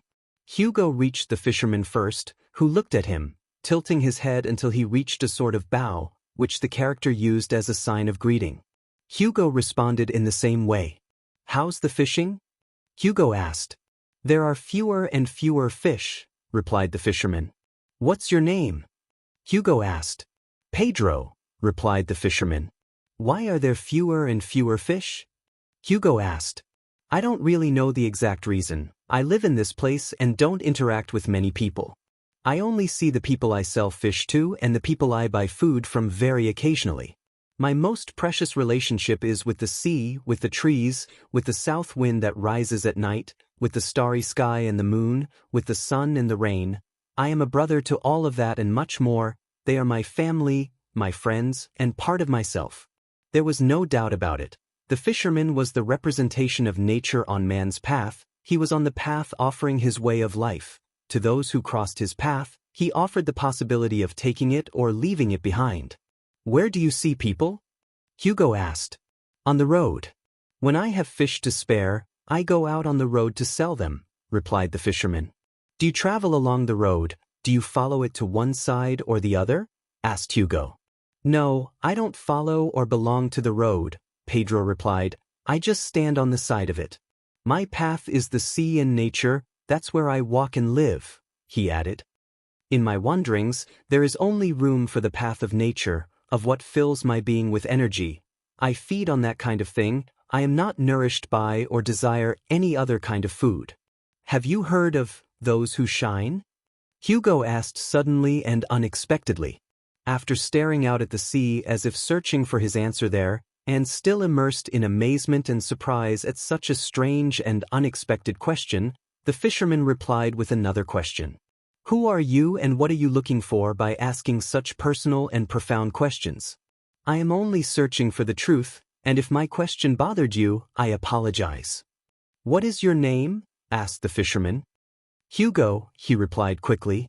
Well, since your name is Hugo, I feel obliged to answer you. For me, those who shine are beings enlightened in wisdom, believers in what they know, pragmatic sages, men of goodwill, rare in the human race, unassuming, genetic heirs to their inner radiance, well-intentioned men who work silently within themselves. They are surely connected to each other, but without being self-referential or grouping together sectarianly or dogmatically to differentiate themselves from others. And what I believe distinguishes them most is that they are always in contact with nature, which feeds and nourishes them with the values it sustains. Those who shine, he continued, are beings who, in my opinion, receive what they deserve. No one receives what they do not deserve, nor does anyone fail to receive what they deserve. Everyone who has given, everyone who has opened themselves to give, has opened themselves to receive. Every person who has given, by consequence and by universal law, has received. There is no one who has received without having given, nor anyone who has not given and received. This plane, I understand, works in opposition to the physical. On the physical plane, the negative attracts the positive and the positive attracts the negative. However, on this other plane, the positive attracts the positive and the negative attracts the negative. That is why the generous cause a generous effect in life, receiving in abundance in all planes of things, and the stingy have a stingy life, from which they receive little, concluded Pedro the fisherman. Hugo spent a long time trying to reason around the fisherman's answer, unable to digest the concepts. His gaze was lost in the reddish horizon, typical of the beginning of sunset on the coast. The sea was even bluer than when he saw it from the road. The blue sky was slowly filling with large white clouds, as if made of cotton, moving from south to north. No, he exclaimed after a long period of deep meditation, accompanied only by the echoing sound of the waves continuously crashing on the sand. Another long moment passed, and his extensive meditation was interrupted by the sharp cry of a seagull crossing the blue sky in a steep dive. No, he exclaimed again, those who shine cannot be the ones you describe. Besides, you don't even know them, you live in isolation, far from the path that could lead you to deep knowledge. After another long period of complete silence, retreating into the depths of his being, he stood up without taking his eyes off the sea, waved goodbye to the fisherman, who was lost for words, and walked away along the beach toward the dense forest of deep green pine trees. Hugo figured that if he crossed the forest and climbed the slope of the small hill, he would once again find the path that would lead him to Universo, the village where the old sage lived. The climb was steep, and from time to time, Hugo and Narciso stopped to rest. Panting, they continued climbing and resting. At the top, the landscape was wonderful, and they appreciated it every time they stopped. The sea sparkled, its waters taking on a silvery tone that blended with its deep blue. The sun was beginning to approach the horizon, destined to sink irretrievably into the immense ocean that would eventually extinguish its intense glow. The deep scent of pine resin invaded them more and more. As they entered the shady forest, they felt the differences in temperature on their bodies. causing a sensation of increasing cold. When they reached the top of the hill, a small plateau also covered with trees awaited them. Hugo decided to take another break, lying down on the green grass and resting his head on a fallen log that served as a pillow. Tired, he rested and dozed at the same time. The same happened to Narciso. Night fell over the forest. Suddenly, moving between the large trees, he saw the figure of an old man with his aura completely illuminated by an intense white light. Perplexed, Hugo watched as the small path between the trees became illuminated as the man advanced. His long, gray hair seemed to have a life of its own. An intense light surrounded and illuminated his hunched body. The old man was so bright that you couldn't look at him for long without being dazzled. The old man's powerful, deep voice boomed, echoing through the valley. He addressed Hugo and said, "You seek universal knowledge, yet you do not even know yourself. It is impossible for someone to impart wisdom to you. Wisdom is possessed or achieved through inner work. In no case can anyone give it to you. Wisdom is a personal asset that is achieved through effort and by starting with knowing oneself." Hugo woke up abruptly and anxiously. Darkness invaded the place, and he found himself geographically and emotionally disoriented. The old man from the forest had disappeared or had never been there. The white, incandescent light had been devoured by the prevailing darkness or had only been part of a dream. Still asleep, he could not say anything for certain. What had remained in his mind, and could therefore be deduced and asserted as real, was the old man's message. There was no doubt that the wise words existed and, moreover, had been engraved deep within him. He looked up at the sky through the foliage of the trees. Thousands of stars twinkled almost magically. He had never seen such a large and full moon. His friend Narcissus slept peacefully, curled up against his body, radiating a pleasant warmth. After wrapping himself up, determined to continue sleeping in that place, he began to meditate and relate the events of what appeared to have been a dream to his waking reality. The old man with the long white beard among the pine trees, the twinkling stars. Christmas. Everything was related to Christmas. Today was Christmas Eve, and he had completely forgotten. Only the combination of events reminded him of this important date in his life. So many beautiful Christmases with his wife and children, so many dreams as a child at Christmas with his parents and grandparents. Today, neither his wife nor his parents nor his grandparents were there. Only his children existed, but they were not with him. They had left with time, with their own valid concerns, leaving him alone. Hugo understood what it meant to be alone. A person could be and feel completely alone even when surrounded by people. In the middle of the city there are many lonely men, in complete isolation, and in the midst of loneliness there are many men sharing values and feelings with those far away, feeling closely connected to them, feeling them by their side. It no longer made sense to long for that kind of life. He couldn't be or go back, even if he wanted to. All that was now part of the past, his own past. The best thing was to look forward, toward the life he had left, but from a perspective in line with his current circumstances. Life was still an exclusive and beautiful gift. He could still smell the fragrance of flowers, feel cold and heat, think, see, and love. He could still cry with emotion. He could still laugh at something hilarious. He could still dream. He could still be awake. He was still alive. Today, love had a meaning of greater spiritual purity. He not only loved his life and everything in it, he loved and appreciated the lives of others. Before, he only loved when he was loved. Rather, he loved being loved. The fact that there was no one to express love to him freed him, leaving him without commitments. Today he loved life as a whole with its good and bad aspects. He had managed to love and enjoy life as it was, and did not suffer from not having it as he wanted. Definitely and curiously, the most adverse circumstances had made Hugo a fulfilled and happy man. His deep inner thoughts nourished him and made him feel good. He was happy with his friend Narciso. He appreciated having him by his side, even if it was in silence. Immersed in his inner world, in his feelings and thoughts, he had fallen into a deep sleep. Neither the humidity of the place nor the low temperature bothered him. He slept peacefully and restfully. The night welcomed and delighted him. The sound of crickets and the chirping of birds, which were also asleep, lulled him to sleep. The darkness of the forest, where neither the stars nor the moon could shine, was good for his tired eyes. Hugo slept deeply and peacefully, resting tranquilly. The singing of the birds, along with the light of dawn filtering through the trees, woke him like gentle maternal caresses. Dawn had broken, how wonderful! He was facing the privilege of another dawn in his life, the great scene unfolding before him mesmerized him. It was life's masterpiece, with a magnificent backdrop subtly painted in living nature.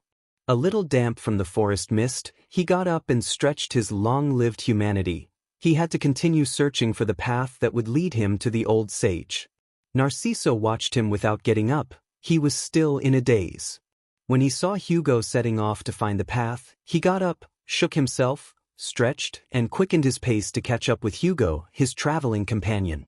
The narrow path, littered with leaves and dry branches, crunched with every step, as if lamenting being invaded by man.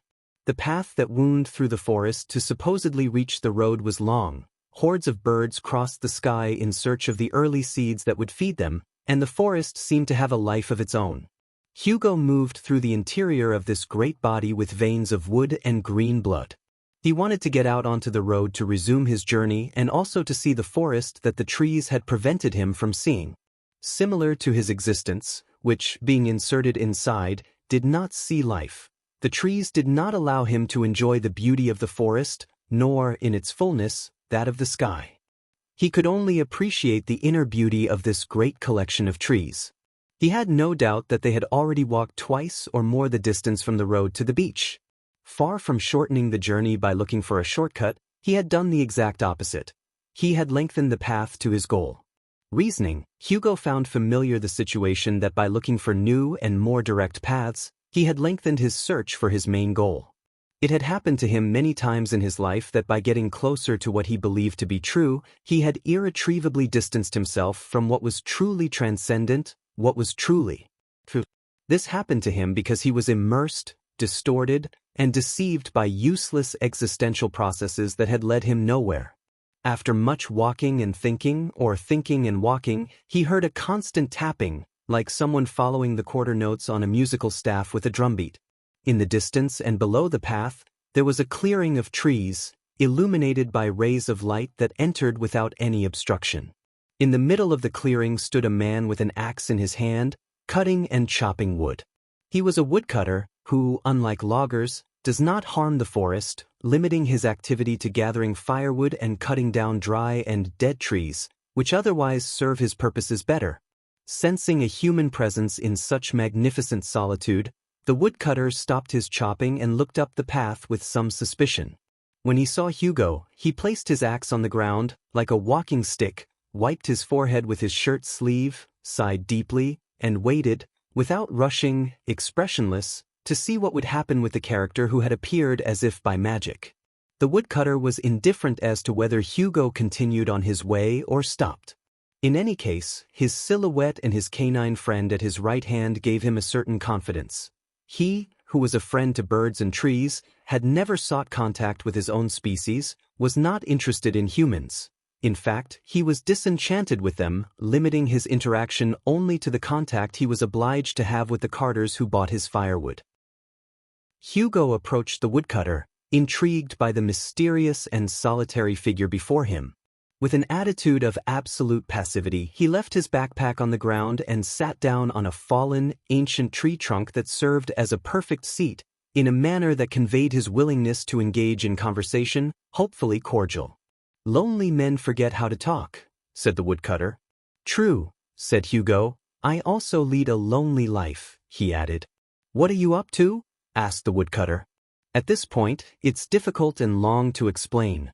I'm searching for the path that will lead me to an answer I need." "Are you looking for an answer?" "Yes. The truth is that I'm searching for an answer that will lead me to find some special beings who will answer several questions for me and explain several things that I've never been able to understand." "I see," replied the woodcutter, without understanding what Hugo was referring to. "Well, and who would these special beings you are looking for be?" "I'm looking for those who shine," Hugo replied. "And what are they like?" "They are beings who shine from within, but the truth is that I am the one looking for their description, so I am going to see the old sage so that he can explain it to me. And where is the old sage you are looking for? I understand that, returning to the main road, you come to a town called Universe. I've been told that the wise man lives there.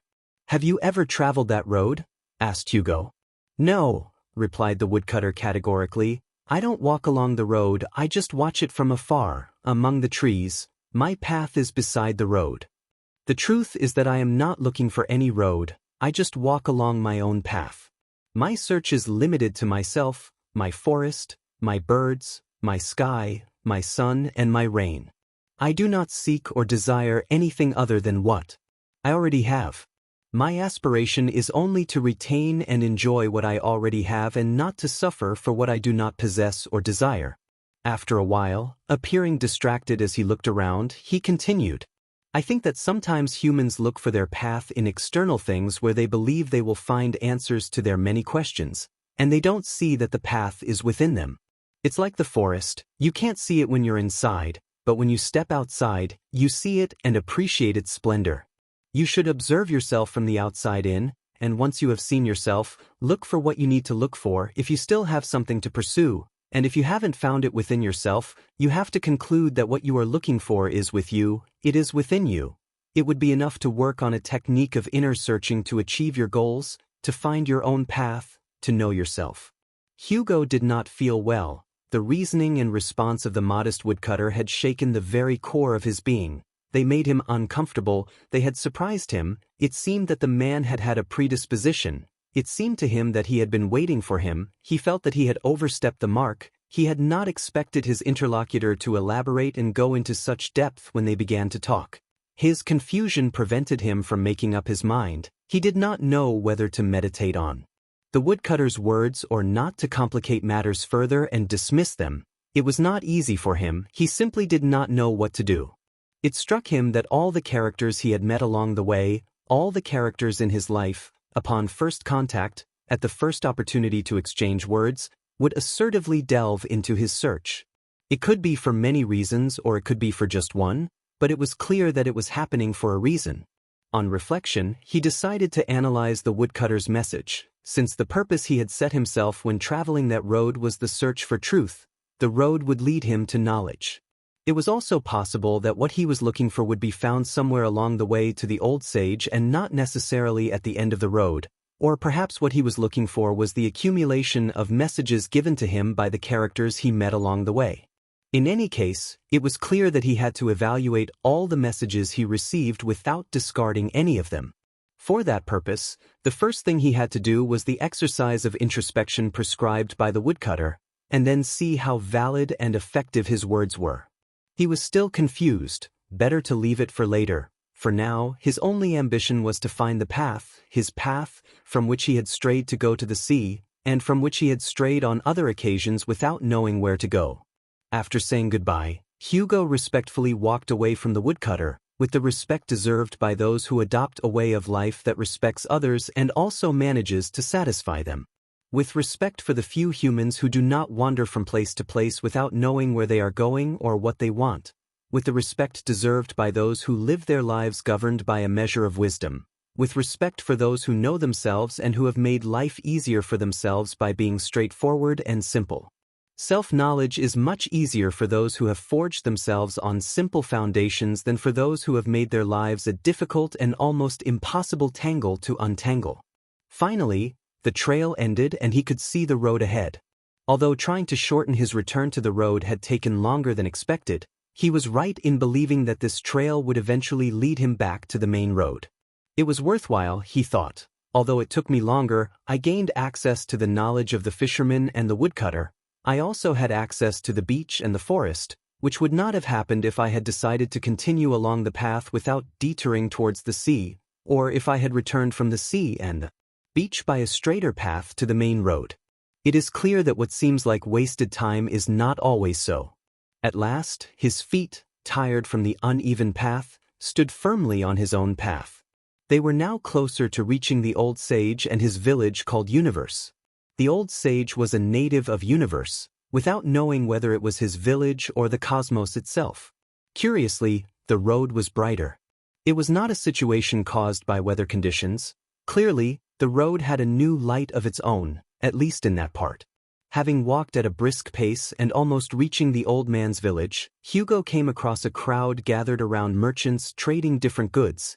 It appeared to be the village market, surely the commerce of Universe, the village called Universe. An elderly couple sat on the ground, next to the small market.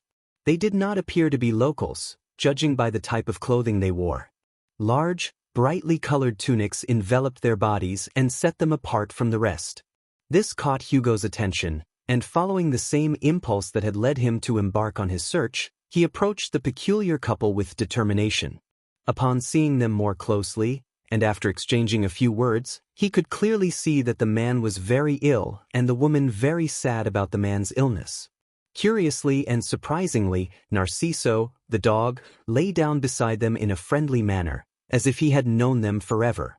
This caught Hugo's attention, prompting him to ask if they knew the dog. The woman, with a sad face, replied that yes, they did know the dog, which, unlike them, was independent and belonged to itself. This moved Hugo, who realized who Narciso really was and the role he played on the road. Narciso, on the other hand, remained silent, expressing nothing with his gaze, his tail, or his ears, which was his way of expressing his feelings and communicating. Hugo asked the man if he could help him in any way with his illness, to which the man replied that there was nothing he could do, as there was no cure. "My illness has no solution, but I do," he replied. Overwhelmed by the suffering of the characters and now with greater insight based on his recent experiences, Hugo concluded, "The man is the illness and the woman is the sadness. Both always cross our path. It is not unusual that I have encountered them." Distraught, he said goodbye, wishing them well, to which they replied and responded with a kind smile. Even illness and sadness were capable of showing a positive side. They smiled because they were grateful to have been born and to have been able to live. Both considered themselves fortunate, and indeed they were. Illness and sadness were only a part of their existence. It was up to them to transcend the specific circumstances in which they found themselves. It was up to them alone to overcome what was only a part of their existence. Poor health and the resulting sadness were just that. There was no need to add new components. Perhaps they were part of those who shine, but that couldn't be. Hugo expected a very different image of those who shine. Anyway, it wouldn't be long before he found out. He was just a few meters from the village where the wise old man lived. Entering the village, Hugo could sense a lot of movement. The people of Universo, who were known as Universals, were celebrating another name day of their ancient and beloved village. According to them, there was no village older than theirs. Most were third or fourth generation Universals, all of whom were very long. Hugo wandered alone through the village as his traveling companion, Narciso, had stayed behind with Mrs. Sadness and Mr. Illness, who appeared to be old and dear friends of his.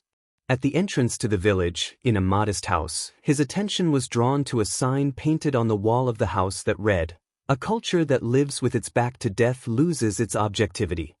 Further down, in smaller letters, it said, "A village made up of dying beings." Indeed, the conclusion was that the inhabitants would surely remain dead longer than alive. Therefore, they did not deserve to call themselves living beings, and their correct designation should correspond to what prevailed in time and not to what was ephemeral and fleeting. Perplexed by the circumstances, the first thing he thought of doing was to go to the authorities of the universe, whom he consulted about the old sage. They were surprised and asked for more information about the individual. Having nothing more to contribute, Hugo left with his head down. After walking a short distance, he noticed that someone was following him. It was a thin, elderly woman. He turned around and confronted her. The woman, with a weary face and white hair covered with a veil, also white, asked, "Are you looking for the old sage?" Excited and surprised, Hugo replied in the affirmative. The lady smiled and pointed to a street that ended in a dimly lit passageway, at the end of which stood a house painted a virginal white. That was where the old sage lived. Grateful, very grateful, he said goodbye to the lady, whom he asked her name. "Soledad," replied the woman. "And what is your name?" she asked. "Hugo. My name is Hugo." Admiringly, the lady congratulated him on his name, giving him a sincere and emotional bow. Clearly, Hugo did not understand why she was congratulating him simply for having the name he had, but it was not the first time this had happened to him, so he dismissed it, distracted and overwhelmed by the possibility of finding the old sage.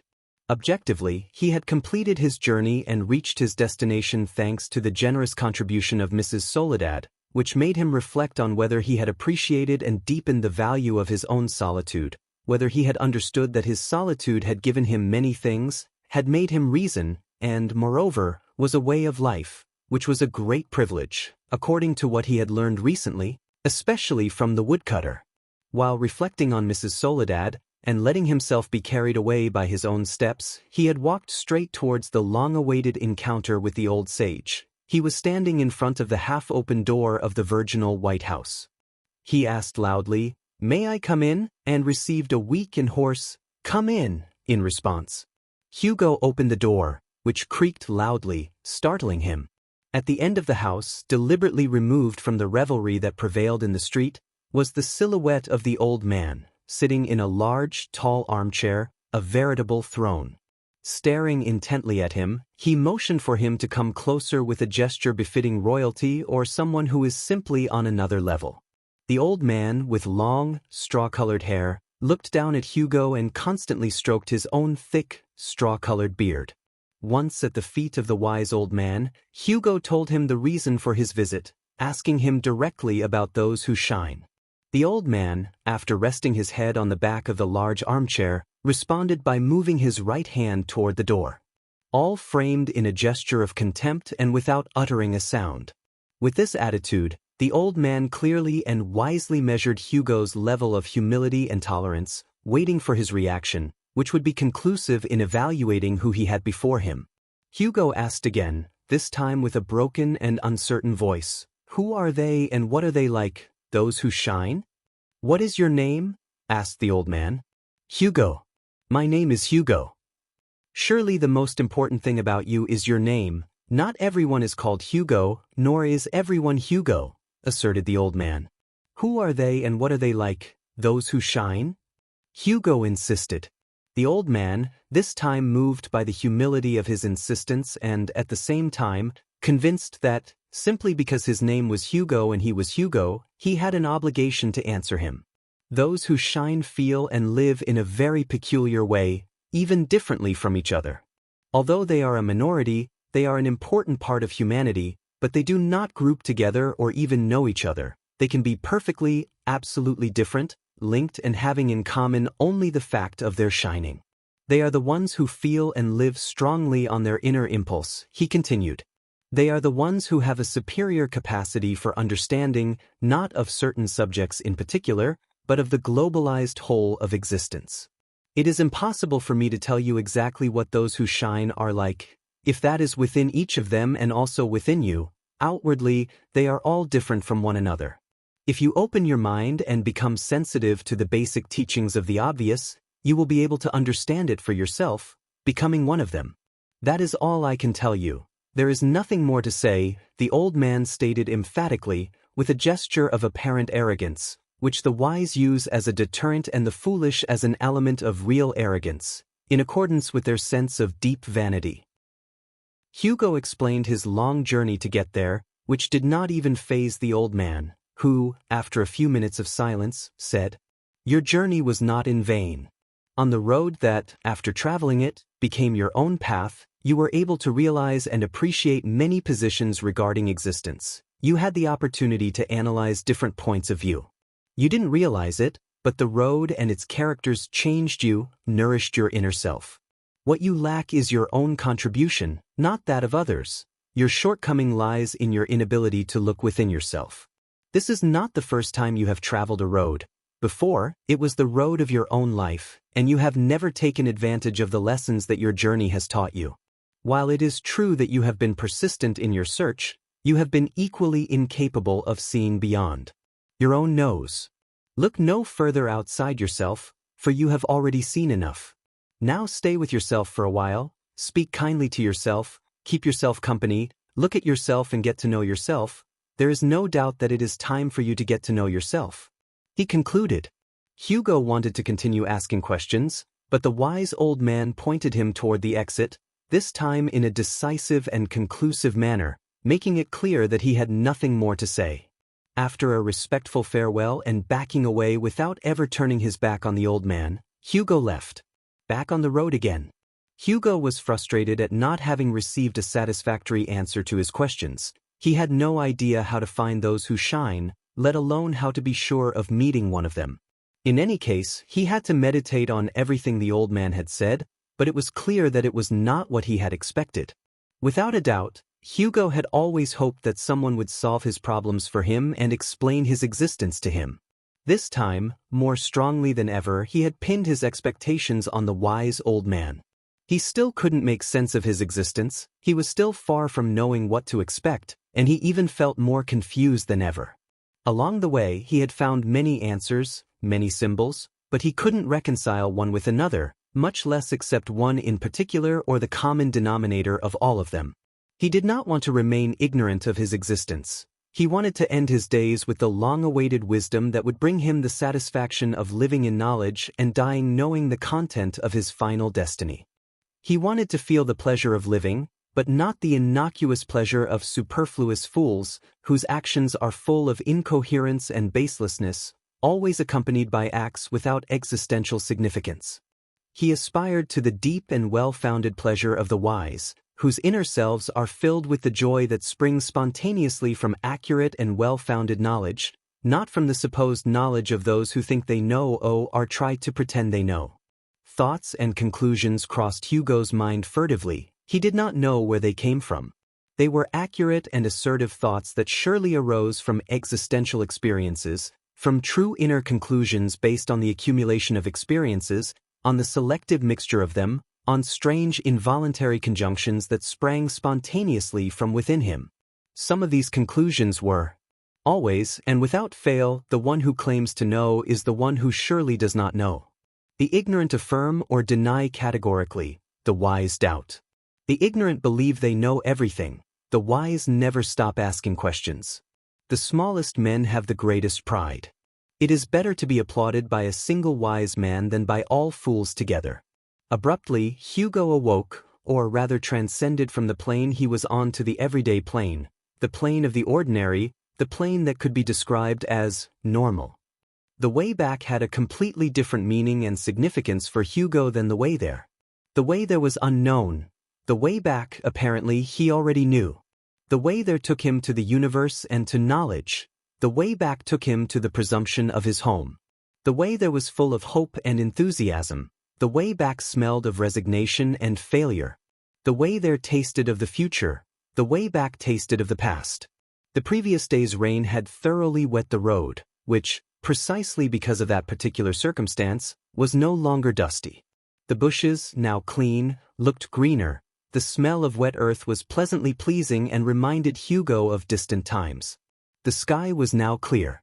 It let the sun's rays shine through, illuminating every corner. The clear blue skies stretched to the horizon, which could be seen in detail. He had to turn back, or perhaps take another path to get to another place, or stay where he was, or ultimately go home to think about what to do with what remained of his inexplicable existence.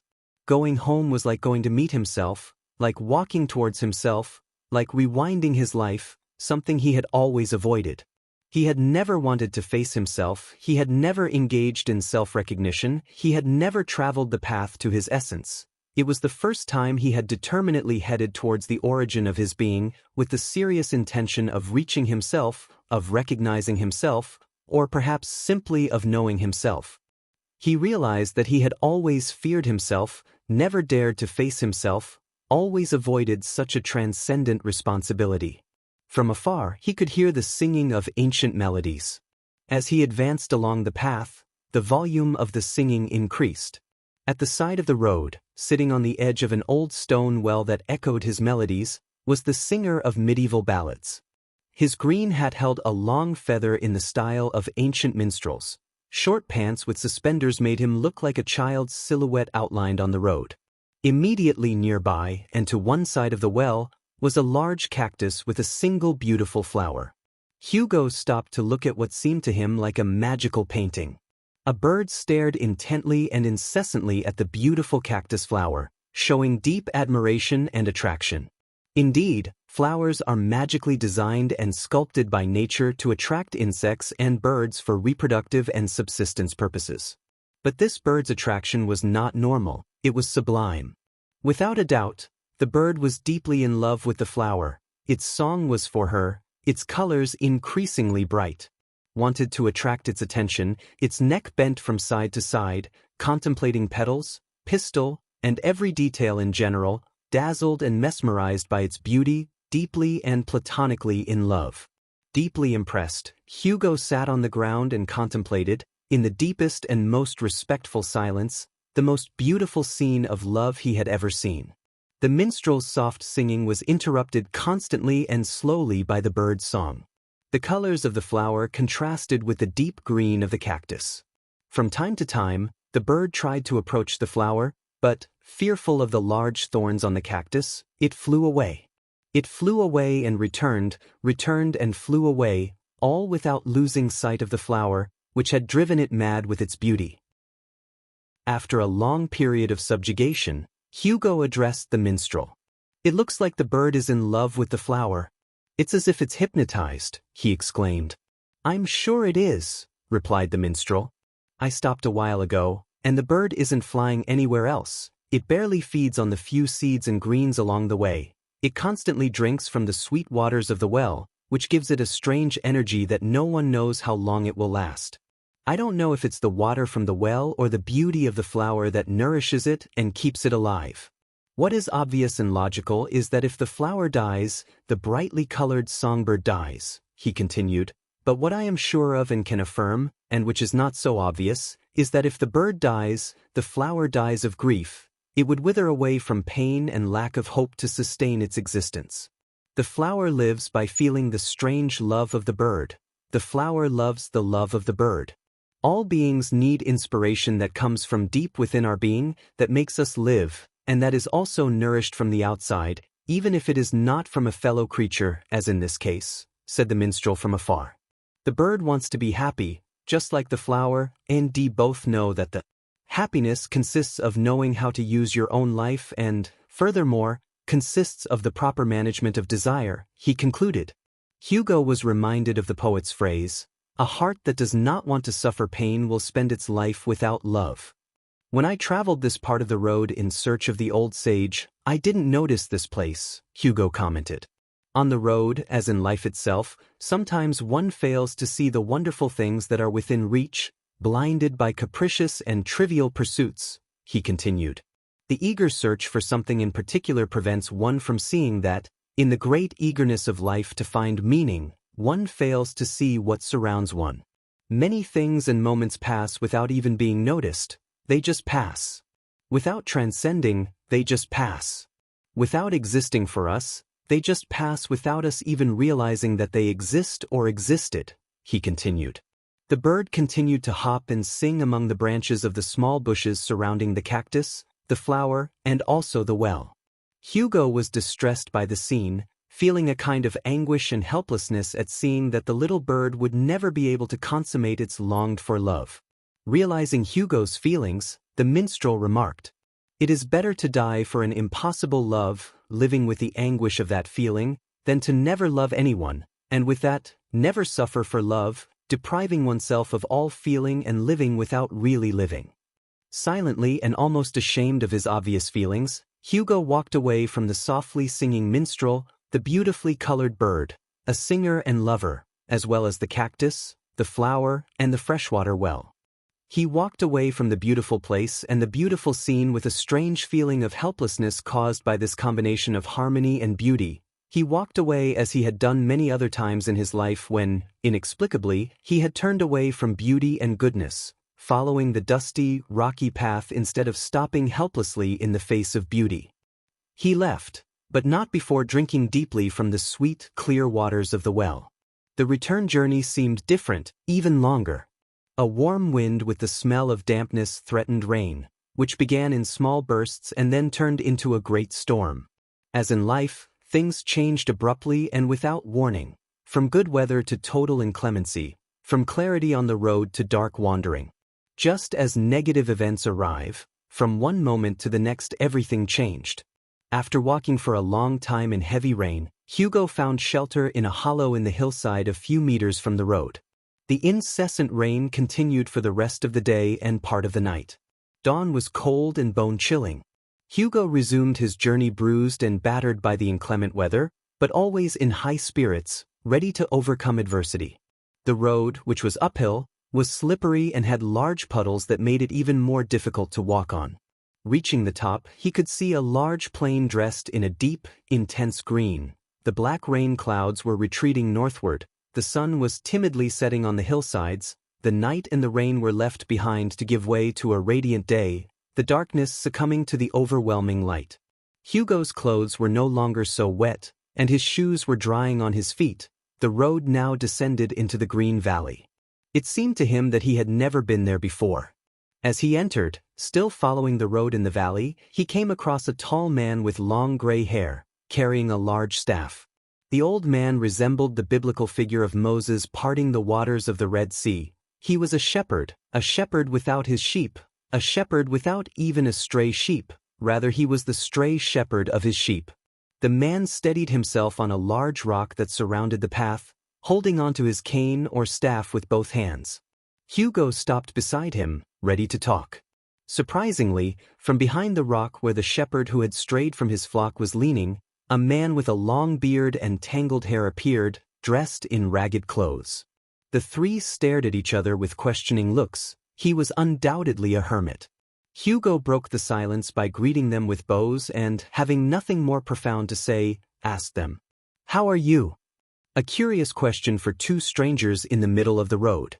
"Fine," they replied in unison. "What are you doing?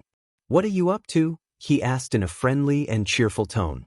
"I am a shepherd, and I have strayed from my sheep," replied the shepherd, after a brief pause to see if anyone else would speak.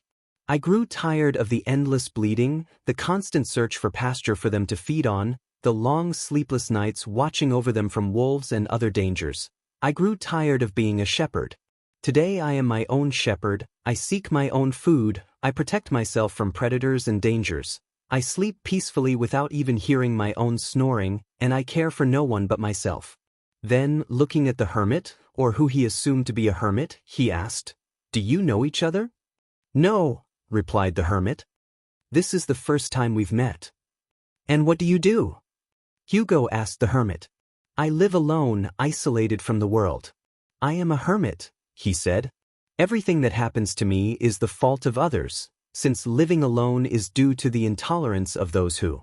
They wander aimlessly through the world, without the slightest knowledge of themselves, without knowing where they are going, without stopping to see where they are, without asking themselves how and why their life is, what they want from it, unaware or pretending to be ignorant even of their own death. I am super sociable, but I don't hang out with anyone because I feel a deep contempt for the reasoning, motivations, and values of others. I have sought so much solitude that I have tried to do without my own presence. I dislike being with myself. I don't like accepting the obligation and imposition of not being able to decide whether or not I am with myself. I have never managed to get rid of my presence, so I have never been able to be truly alone. I have never understood myself, so I would have liked to have had the opportunity not to be with myself, to be absolutely alone without the need to question myself or try to understand myself," he concluded. Without a doubt, they were two peculiar and new characters who crossed Hugo's path on his way back. Both contributed disparate points of view, somewhat off-center, somewhat disrupted, but interesting at the same time. They were certainly food for thought and analysis. Rather than evaluating the accuracy of their thinking, the contribution could come from seeing things from another point of view, from a point of view that even bordered on the ridiculous. They did not shine brightly, but they glowed with their own light, like most of the characters or representations along the way. They were lonely people who, because of this very condition, reflected more deeply and intensely on their existence. Being alone with themselves, there were no people or events to interrupt their daily meditation, which became increasingly deep and personal. There were no major external influences other than the changing landscape or weather, the encounter with an animal, or any external situation linked to nature. They had the greatest freedom in their reflections, the freedom not to be influenced by another opinion. The only thing that weighed them down was themselves. There were no other people to distort their reasoning. However, the self-influence caused by their own thoughts and their own misrepresentations caused them great difficulties in their inner growth. The solitary individuals could not attribute their existential difficulties to third parties, inevitably having to take full responsibility for their advances and progress, as well as for the difficulties and setbacks they experienced in the search for knowledge of themselves, of their gaze, which tried to be objective, toward their interior, of the search for intrinsic knowledge of themselves, so distant and so close at the same time from those people who were nothing other than themselves, their own unknown selves trying to know what and who they are. Hugo decided to resume his journey full of encounters and messages, his journey full of wisdom and misunderstanding, his journey that confronted him with different ways of thinking, his journey that he did not understand, his journey or his life or his journey. Were they not the same? A long journey full of questions and misunderstandings, a long road in search of an unknown but at the same time longed for goal, a long road of difficulties, a long road of ingratitude, a long and winding road with occasional companions, who also wandered uncertain and insecure, ignorant of their past, their present, and their future, a path of unknown origin and destination, a path that could be called life. Hugo had turned his life into a quest for knowledge that would allow him to exist knowing what existence is all about, what it is for, and where it ends. Nothing more, nothing less. Those who claim to know base their beliefs on faith. No one has ever pragmatically elucidated these questions. Everyone goes through life knowing that their physical existence has an end, without knowing for sure what that end is. Dogmas assert, philosophers speculate, scientists strive more to rule out than to affirm. The common people, the masses, the majority, do not even take the time to think. They are like little animals wandering through their existence, and their great difference from animals is that humans possess a brain with the capacity to reason, which, due to its lack of use, has mutated and become completely or almost completely useless. Hugo approaches his starting point, he approaches his home, he approaches what he decides to reason, he approaches his beginning or his end, he approaches the satisfaction of the path traveled or the frustration of unfulfilled longing. Definitely, what he approaches is what Hugo feels at this stage of his life and his journey. His little house, in the distance, looked like a child's drawing in his first notebook. The windows were not all the same size, the front door was in a random place, the tiles were of different sizes, the path leading to the door had been worn down by constant use. The lawn was all green, the house was all white except for the lower parts of the walls, which were greenish in color due to accumulated moisture. At last he arrived home. No matter how shabby the house was, it was his place of rest and solace. Inside, the old table was covered with dust. In a corner was his bed. It had been a long time since he had slept in it, a long time since he had rested in it, a long time since he had traveled through the magical dimension of dreams in it. In a dark corner at the end of the hallway, his rocking chair creaked, the one his father had used and given to him. As he approached, he was surprised to see the old sage rocking peacefully as if he were in his own home and in his own chair. Hugo, incredulous, fell silent. He didn't dare speak, he didn't understand how the old man had come to his house. Without a doubt, it was the old sage he knew, the old sage who had treated him contemptuously but accurately. "Hugo, come closer," ordered the old man. Hugo, trembling and hesitant, took 2 timid steps. "Hugo, come closer," insisted the old man. Once in front of him, he addressed him. "Hugo, those who seek the radiance of wisdom are the ones who shine. You are one of those who shine, since you have always sought the wisdom that would explain to you the reason for existence. Seek no further. Remember and reflect on what life has given you. Remember and reflect on what embarking on this journey has given you. Remember what you have perceived through your senses. Remember the subliminal messages from the characters along the way. Remember the woman by the stream, the singing birds and the stream itself, the cart driver and his peace, the dog in control of himself, the noise of the night, the sound of silence, Pedro the fisherman, the old man in the forest, the birds, the woodcutter, the path that led you away from the road, the sick man and the sad and faithful woman, the woman called Soledad, the bird in love with the only flower on the cactus. Remember the cactus flower, the cactus, the source of fresh and magical water, the minstrel, the wayward shepherd, the sociable hermit, the way there, the way back, that they all had a message for you, that they all told you something, that they all left something inside you. Just immerse yourself in yourself and you will find the answer or answers you so long for. They are all stored inside you, like an old, unopened trunk. It's just a matter of taking them out and using them. What's more, what you have always sought, you have always had within you. And don't forget that the wise man is the one who knows how to recognize his own ignorance. Hugo, you have sought out the wise old man at the end of the road. The road is your life, and the wise old man at the end of the road is you, after having traveled the winding road of life, gathering knowledge and assimilating experiences. You have always sought yourself, but to find yourself you need the knowledge and wisdom that you can only obtain by having made your own way.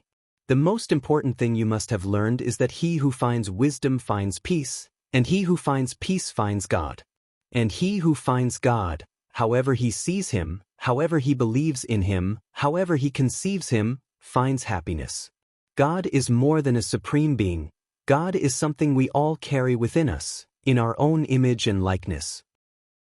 The rocking chair remained still, the darkness of the hallway making the old man's image increasingly blurred. A strange cloudiness settled over the interior of the house.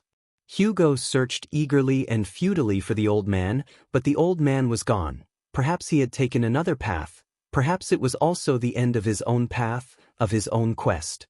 Perhaps the old man was only part of a mission, which, once completed, gave term and erased the knowledge or possibility of accessing this gift so precious to some and so undermined by others.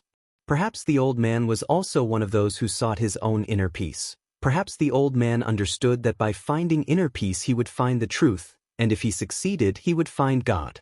The great difference between the wise old man and the others was this. The wise old man was clear that by finding the truth he would find peace, and if he found peace he would find God, and if he found God he would find fulfillment, and if he found fulfillment he would find true and pure happiness, and if he found true and pure happiness he would transcend and overcome the finiteness of his being, and if he overcame the finiteness of his being he would become infinite, and if he became infinite and reached God by transcending his finite nature, he would achieve eternal happiness, infinite happiness, and if he achieved eternal and infinite happiness, he would live forever in himself, knowing himself and his existence, managing to transcend and live eternally in peace, which was synonymous with eternal happiness. At last Hugo was clear about what he had been searching for. He knew how to live after living. A light illuminated his interior, making him perceive a knowledge very different from what he was seeking, a knowledge that transcended and inspired him, a knowledge so broad that it surpassed his material existence, a perfect and indescribable conjunction of profound knowledge.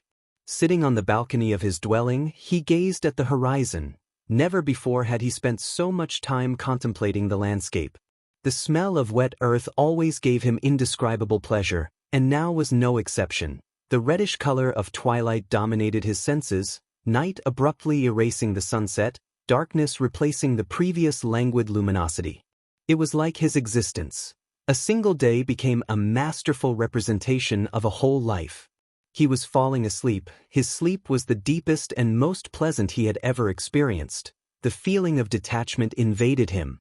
Hugo felt them drifting away and, at the same time, contrary to logic, the noises and smells intensified. He no longer felt his body, which he did not even want to move, motivated by an indescribable and lingering pleasure. He only felt that he was approaching wonderful music, a wonderful luminosity. He felt that he was lost in a journey toward the infinite horizon he was contemplating. He felt that he was ceasing to feel. He was not necessarily dying. He felt and perceived another plane that made him transcend the transience of his existence. He was no longer tied to a life with a predetermined end. He no longer felt trapped between becoming and perishing. Part 2. Prologue. This book is set in the 15th century, where Hugo, the main character, was born, lived, and perhaps died. This century spans the years 1401 to 1500, both inclusive. It is called the Century of Innovations and ushers in the Age of Discovery. At that time, the Inquisition relentlessly persecuted those who did not think like them, those who professed other religions or, in their opinion, were in constant sin. Between enforcing the Ten Commandments and their inconsequential search for other faults committed by humans, there were the deadly sins, listed 1,000 years earlier, in the 15th century, by Pope Gregory I, which inspired the great Dante for his brutal Divine Comedy. Deadly sins of that time: gluttony, envy. Since then, the world is supposed to have evolved, with the current inhabitants of the planet being more judicious and consistent than their ancestors.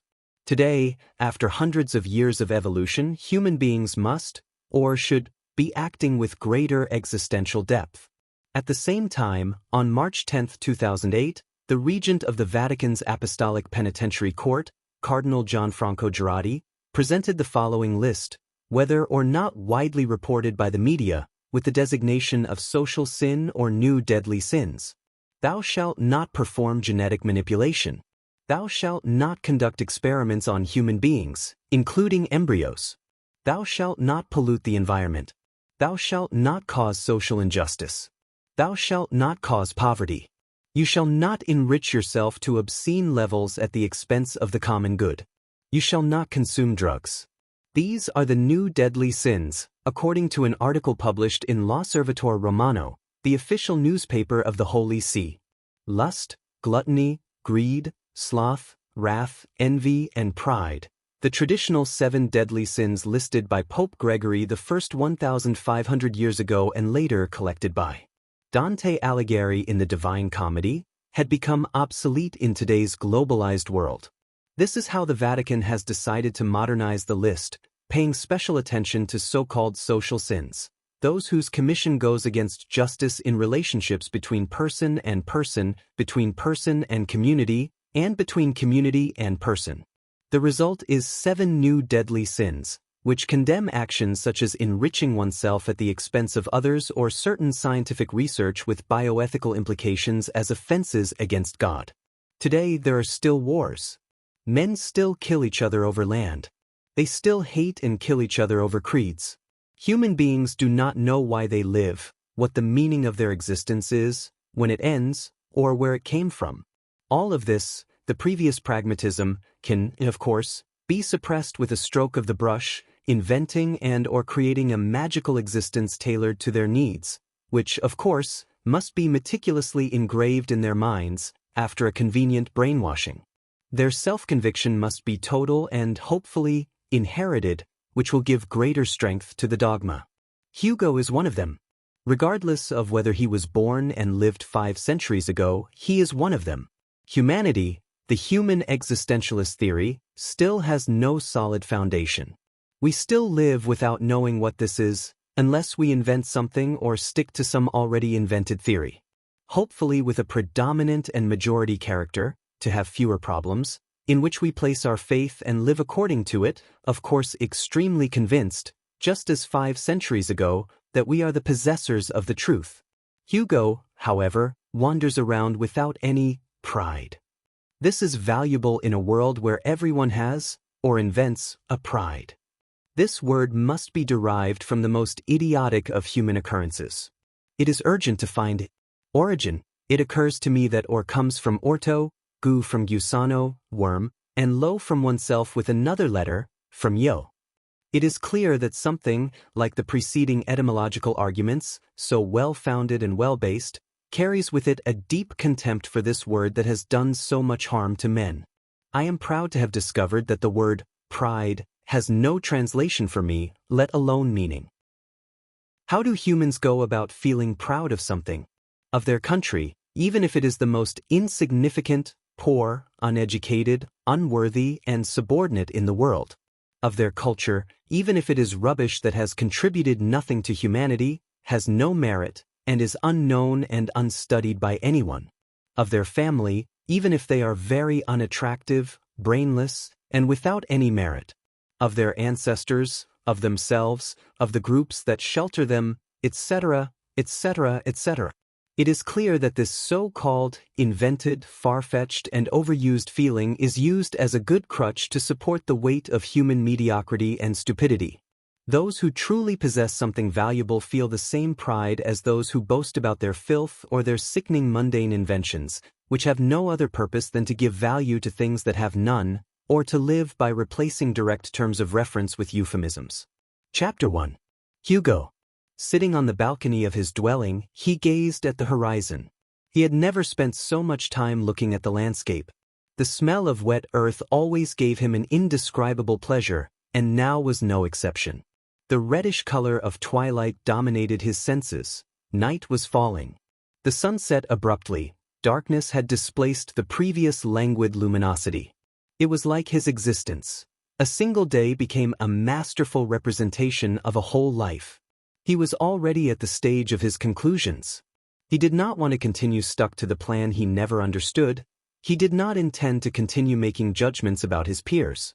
What he had been able to extract from everything he had experienced, from everything he had thought, pondered, and matured, from the misnamed humanity, was that ordinary men sought to perpetuate themselves through religions, beliefs, or self-conviction, while others, such as artists, writers, painters, and sculptors, sought to perpetuate themselves, some in life through their important achievements, and others by transcending through their work in art after their death.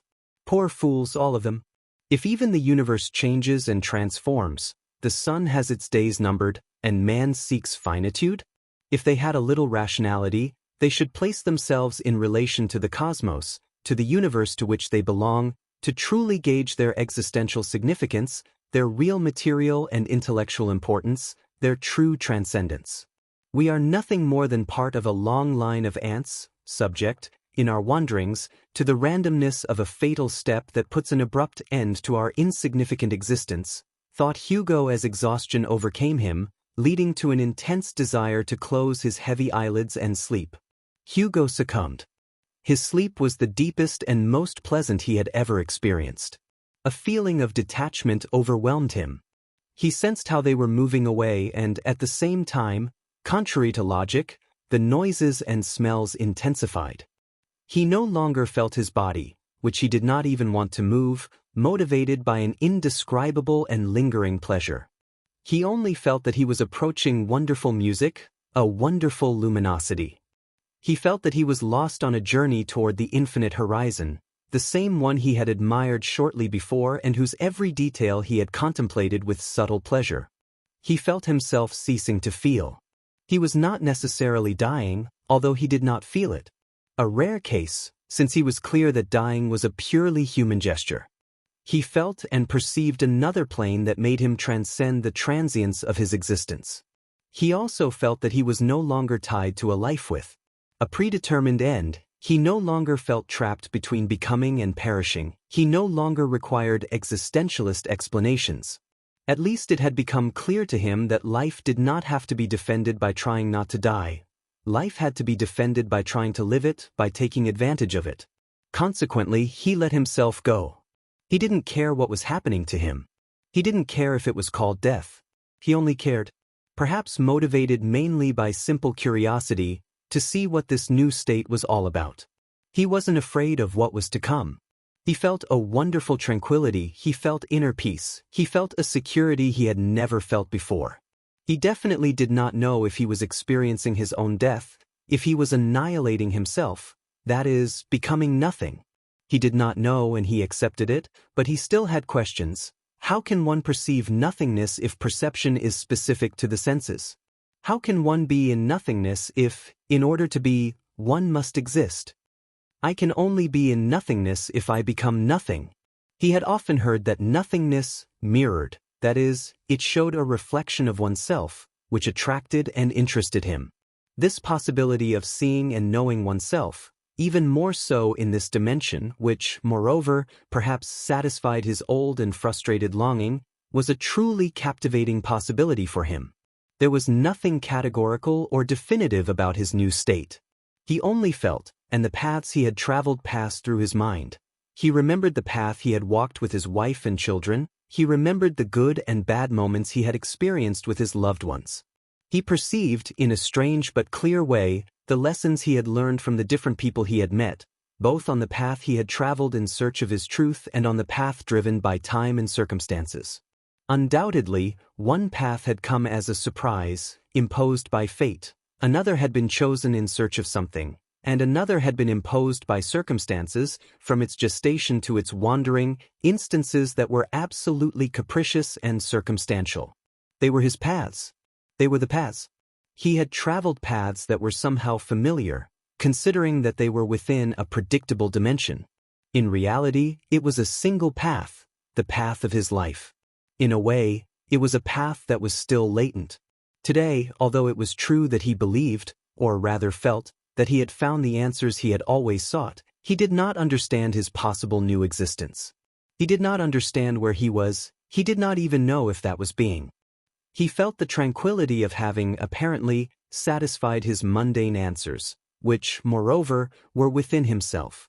On the other hand, he did not know or understand anything about his new state, about the new dimension he was traveling through. It was no longer a predictable path, nor was it an unpredictable path. It was not even a path. It was definitely a state that was difficult to assimilate, difficult to understand, impossible to explain. He felt like he was floating. He thought he had overcome gravity. He felt he did not experience. He was deprived of the possibility of seeing and feeling things latently. He saw and felt them through a kind of perception that united the senses, making them work together, all at once. He could, perhaps, be in limbo. Some theologians developed the concept of limbo as a state of natural happiness after death, which is neither heaven nor hell. Dante, in the Divine Comedy, 14th century, after Hugo or alongside Hugo, placed virtuous pagans and classical Greek philosophers in limbo. Hugo remembered his grandmother, who used to talk to him about limbo. Could this be limbo? For that to be the case, he would have to be dead. How could he be dead if he was still able to think? He had definitely not lost his ability to discern. How could he discern if he had died? How could he discern if his body and, logically, his brain were not functioning? Could it be that, upon the death of the body, the capacity to discern is taken over by the soul, the spirit? Another type of body hitherto unknown? Another dimension that is part of ourselves? He definitely did not understand his current state or its purpose. Just as he had not understood his somatic life, he did not understand this type of existence, which could be anything, from an intermediate and transitional state between life and death, definitely death, or just a dream. It could also be eternal life. It could also be a transition to reincarnation in another body. It could also be the prelude to a definitive end. In reality, his state did not allow him or grant him the possibility of touching himself, of situating himself. He was immersed in a dream where he prevailed, or rather could identify, with the subconscious plane of deep sleep, of ridiculous and fantastical dreams, of dreams where abstract figures prevail, where images and situations predominate that pass like scenes from surrealist works, with abrupt and unpredictable cuts and changes, where we never cease to be surprised. Morpheus, that was it, Morpheus existed, he had fallen into the hands of the god Morpheus. He was represented with wings that flapped quickly and silently, allowing him to fly swiftly to any corner of the earth. Morpheus was responsible for entering the dreams of those who slept and taking on a human appearance to appear in them, especially that of loved ones, allowing mortals to escape for a moment from the machinations of the gods. But that was impossible. As far as he could remember, Morpheus was struck down by Zeus for revealing his secrets to mortals through their dreams, so Morpheus must have perished or changed to another state, even a state similar to the one he was in now.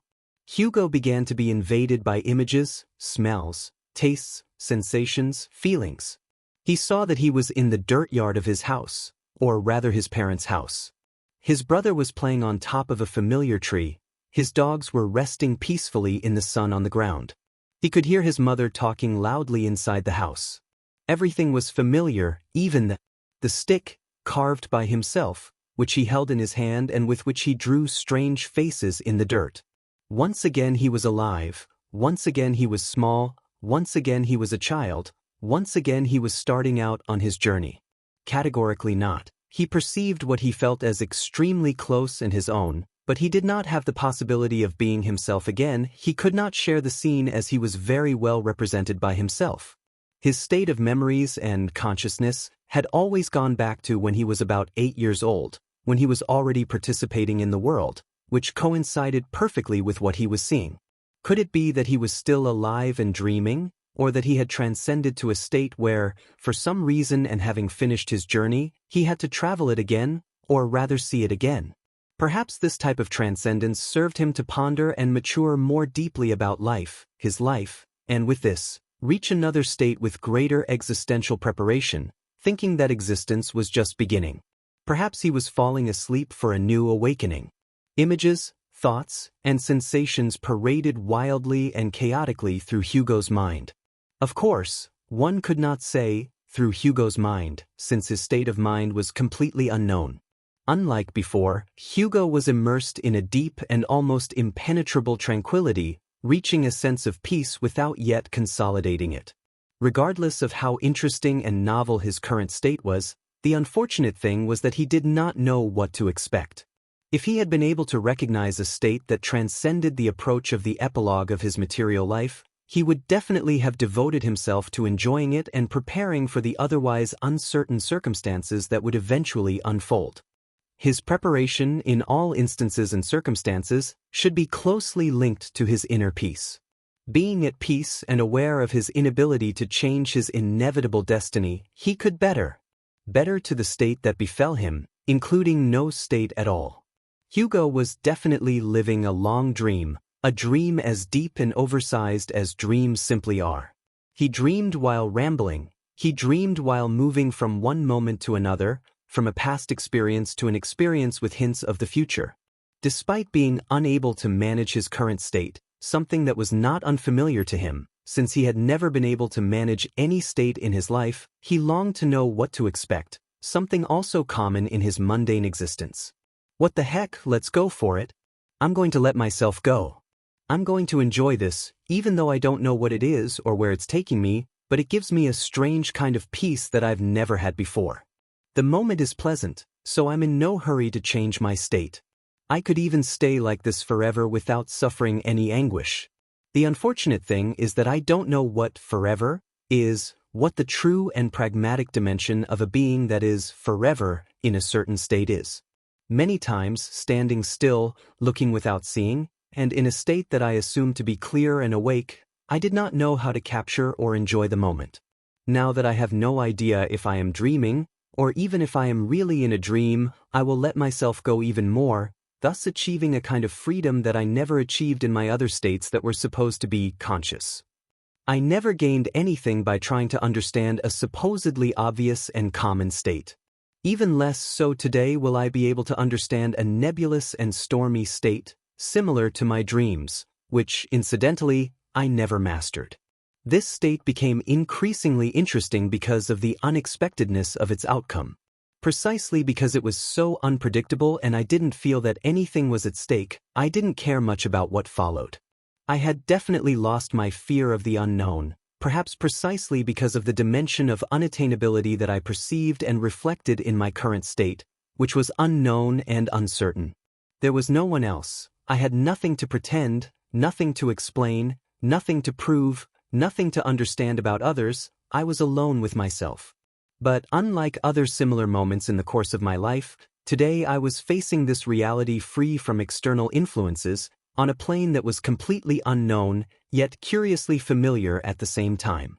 I didn't know if I was floating in front of the landscape I had perceived immediately before closing my eyes for the last time, or if my bodily heartbeat had ceased for good. The humans surrounding my existence, it was clear, brought nothing but even more confusion. Very few had lit lights to illuminate my path, and when I tried to cling to them in search of knowledge exchange, they slipped away like fish in water, perhaps fearing to collude in a conspiracy to discover, together, what was close to them, near, but never with them. Perhaps they wanted to have it within reach, but they did not dare to possess it because they did not feel capable of bearing it, much less carrying it with them. Nature had indeed made great contributions to my life. Unlike confused humans, it had transcended me without exception. Unfortunately, I did not have the wisdom to listen and perceive more deeply the beautiful song of the birds, the noise and beauty of the trees, the power and immensity of the sea, the sky, its stars and constellations, the mountains and forests, the sunrises and sunsets. I definitely did not know how to recognize and take the time to meditate on its complementary, profound, and transcendent message. Today, I float within myself. My vision is only sensation. I also have the sensation of hearing. I harmoniously listen to sounds, perceive music and noises, pleasant background melodies. But, of course, what I enjoy most is the perception of smells, rather soft fragrances that seem to invade my soul. I had experienced all these sensations before, but with less intensity. Today I am more focused. I don't know if with my mind or with my spirit. I don't know where what I feel comes from. Curiously, my uncertainty, the fact of not knowing the essence, the origin, neither my current state nor my future worries me. Rather, I feel an inexplicable inner peace. I am not concerned about not being in control of my state. It does not make me feel dizzy. My floating, or rather the sensation of levitating, does not cause me confusion or anxiety. Strangely and mysteriously, not knowing where I am or where I am going does not affect me at all. In my earthly life, or rather in my previous life, in my previous state, I felt concern even about what would happen to me the next day. Today, I believe I understand the true dimension of existence. I believe that our existence is of no great importance in its dimension, in the uncertainty of our future, in our end. We humans are not in a regular state of consciousness, neither at our beginning nor at our end. When we are born, a moment we have all experienced, we have a kind of cloudiness, a confusing opacity. Definitely and categorically, this period of our lives disappears completely from our minds. There are no memories. It is a past that strangely belongs to us without us knowing anything about it ourselves. In any case, our minds are functioning, but the mechanism for retaining moments and images is not working. Our memory may be retaining the moment of our birth, but for some reason, certainly attributable to somatic functioning, this is not retained in our conscious mind in the slightest. It is very likely that we retain it or have it stored in our subconscious. Even more likely is the fact that there is a scientific explanation linked to our mental development, to the evolution of our brain, to a sort of headless existence based on the limitation of our brain function due to the precariousness of its development. If we discovered a mechanism to be able to retrieve memories of those moments, or to have provoked them, we would surely also discover how to arrive at an accurate knowledge and elucidation of the moment of death. Like birth, death is a state of unconsciousness in which we should be acting purely in a subconscious state. Today I discern without feeling. Today I await the uncertain, with a strange sense of security. Today I have no will. Today I exert no influence on the outside world, much less on myself. I am only without knowing that I am. My inconsequential state frees me from any responsibility for any type of event, on any plane. I am physically inert, detached from everything except my inner self. Today I float in the most intrinsic part of my being. Today I am only me. On another plane, surely I am 100% on the subconscious plane, dispensing with any state of consciousness. It is also very possible that I am on a third plane where I have never been before, different in essence from the conscious and subconscious, similar to my first or last days. In my ramblings, I feel that I am absolutely alone with myself, confronting and reconciling with myself, converging between my planes, between my contradictions, myself with myself, closely and intrinsically linked to myself. Strangely, without feeling my body, I feel earthly sensations. I feel the breeze, I perceive a strange, slight warmth, I feel as if I am latent within something that surrounds me, I see unknown colors, as in my most beautiful dreams. I am and I am not, I feel and I do not feel, I float, I just float, or rather, I levitate without feeling my body. All of this is something I cannot describe, much less describe myself. Human language is not enough to convey my state. I am talking to myself and, at the same time, to the entire universe. I have no sense of space. There are no forms or limits. My state is one of strange latency, similar to that of my childhood dreams. I let myself be. I feel very good. I'm not dead. I don't know if I am alive and dreaming. Everything is pleasant, very pleasant. I would stay like this forever. I have no pain or apprehensions. Everything keeps changing. My current state is always changing. My perceptions change every time I review them. Now I'm not worried about anything. I just am, in an exquisite reverie. I feel that I am only thought. I am an existence made of thought, or rather, a thought made of existence. I exist only because I think. If my thoughts are erased, I cease to exist. Has it always been this way? The doubt persists within a feeling of security. If I have to be alive for my brain to function and be able to think? If I were dead, my brain would not function and I would not be able to think. I have heard that the brain stops functioning sometime after the heart stops. Could it be that I am in that intermediate state? Perhaps my heart no longer beats and I am now just a functioning brain, like the mast of a sinking ship, slowly fading away, surviving at the expense of the last latent element of my dying body. Oh, none of that. Clear on this plane. I think, therefore I am, which is different from I think, therefore I am, clearly seen from other planes. This type of existence can be many things. Even on this plane, I still do not know or understand the existential truth, the great truth that humanity has always sought, and even invented. The difference with the uncertainty that used to distress me so much is that now I feel that I am on the path to eternal knowledge that will dispel my doubts forever. I feel a certain security that comes from the peace I have achieved thanks to my current state. Peace, the path to peace. Inner peace is the most intense pleasure one can feel. If I were alive, traveling the world, I would only seek peace and surely I would find the long-awaited happiness that is so elusive and fleeting for man. Light, the path to the inner light of being, the path to permanent light, the path to complete and eternal wisdom. Peace and light or light and peace, all together, all the same. I cannot understand myself.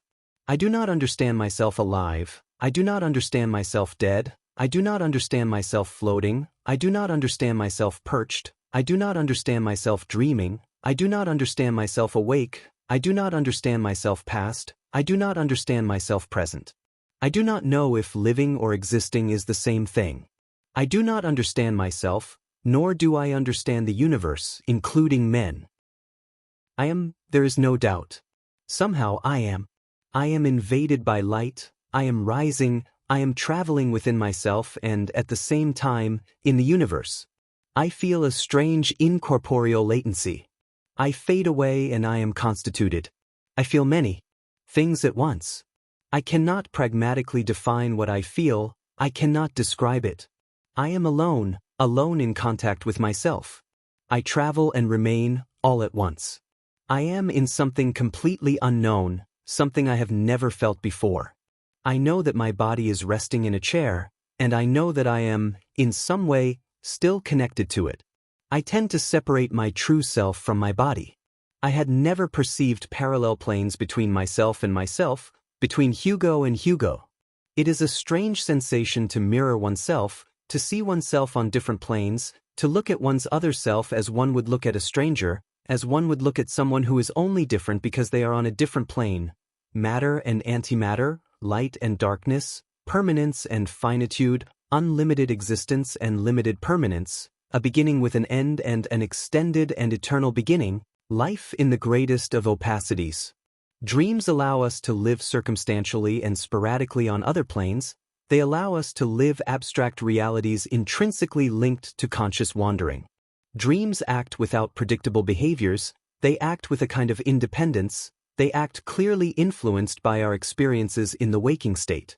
Without the mediation of dreams, parallel to our conscious actions, they sustain a kind of freedom, a kind of autonomy, a kind of free will before ourselves, not always acting the same way in a given situation. One may have a certain experience on the conscious level, but when we sleep we may, or may not, have a dream influenced by that certain experience, and if we do, it will always be different, it will always have its own individual and unique character, its own appreciation of the event that, linked in its essence, generated it. generally distorted and diffuse. If you don't remember your dreams immediately upon waking up, they fade away and are forgotten, leaving only a few sensations, a few fleeting memories. Our daily life is the seedbed of our dreams.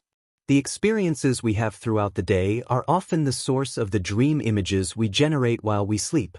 The plane I find myself on now, Hugo, is somewhat similar to the dreams I had in life. When I dreamed, I couldn't control situations, I couldn't change the circumstances of what was happening there. Although something very strong inside me fought without giving up, it was useless. Whatever the dream wanted happened. The dream was free and independent. The dream, however, depended on me to exist. It was on one side and I was on the other. Neither could intervene. The states were opposed and clashed. But the dream was mine. Absolutely strange. The dream was unmanageable, but I was absolutely dependent on its existence. The dream is there, if and only if I am there. What I feel right now is something similar. I am on a plane that clearly belongs to me, it is part of me. Without me, this plane could not exist, since it is absolutely linked to my person, but I cannot grasp it clearly, I cannot guide it. Like dreams, this plane is autonomous from me. Me, conscious of myself. Me, awake in the other kind of life, in mundane and physical existence, in the only existence I could have, in the only existence I knew without understanding, but to which, in the end, I got used to wandering. That known, somatic existence, unaware of any other kind of existential experience. I have no idea what this existence I am experiencing now is about, nor the others. This existence of now, of the present, passes every moment. I say, now, and it's already gone. It's not situated in time. It doesn't even have a past, since the past, in our lives only exists because we remember it. Only because we remember does the past exist. If we had no memory, only the future would exist, future time. In this existence in which I currently find myself, the past does not exist, unless there is memory. There is no time. In space there is no time. In space, I should not age, in space I should not advance, in space I should not retreat, in space I should not remain, in space I should not transcend, in space I should not be, in space I should not live. In space, time does not pass. Without time passing, one cannot live. Life is time, it is pure time. Without time, there is no material life, and without material life, there is no time. I shouldn't even be Hugo anymore. Time aged Hugo, it doesn't age me. Hugo was troubled by mundane things. I'm not even interested in them. Hugo had ambitions, I don't. Hugo fought against time, longing to extend his existence, I don't. Hugo longed for knowledge, I perceive it. Hugo lived through ups and downs, I am and feel flat. How incredible, now I am no longer Hugo, I just am. I am invisible, even I cannot see myself. No one sees me, no one perceives me. I am air, I am sky. I am not light, I am not peace. All that remains is to possess knowledge, to shine with my own light, to attain inner peace, to reach infinite wisdom and profound knowledge. There, I will be nothing and I will be everything. I will transcend. If I transcend, reaching deep knowledge and infinite wisdom, I should reach a higher plane where matter does not exist. I should exist by impulse, by an internal impulse, by an external impulse, or just by an impulse, since on this plane there is no inside and outside, no internal and external. Only the non-existent exists, that which perseveres in itself, invisible latency, individual and, at the same time, universal knowledge. There is, or rather, is, something that I cannot imagine, much less explain in form and substance. I hope to transcend, and for that I must obtain infinite wisdom and profound knowledge. Is it the same thing I sought to find in the old sage and those who shine? I think it is similar, but on another plane. Now I no longer have the burden of my body, I am not subject to the law of gravity, I have no humanly exogenous factors. I had never managed to be alone, truly and absolutely alone with myself, allowing for total retrospection. Even less had I managed to return to a latent, but at the same time immaterial, state. Apparently, traveling the road in search of the old sage and those who shine, meeting him, interacting with the numerous members of the road and, above all, with myself, never giving up on my search, allowed me to move forward, allowed me to arrive more prepared at this moment, still unknown in its essence, but absolutely transcendent in the existential, in the divine. Memories are not memories. They are strange paradigms that float around me. In my current state, there is a hole without anything. There is knowledge rather than memories. The accumulated knowledge turns out to be a single understanding, which, taken to my previous plane, is very difficult to explain. In my current plane, and to try to translate it to the plane where I always was, I am a whole subdivided within itself. Before, in my material life, where I acted as Hugo, thoughts, feelings, memories, bodily sensations, inner conflicts, heartbeats, etc., were separate and constantly changing. There was a kind of rotation. Thoughts and sensations, situations and conflicts, physical and spiritual pains, material joys and somatic joys came and went.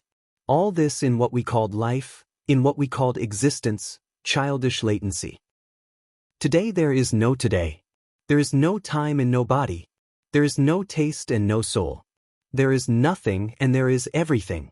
My current existence, I have no other way of calling it, is a single whole that envelopes everything without leaving anything out.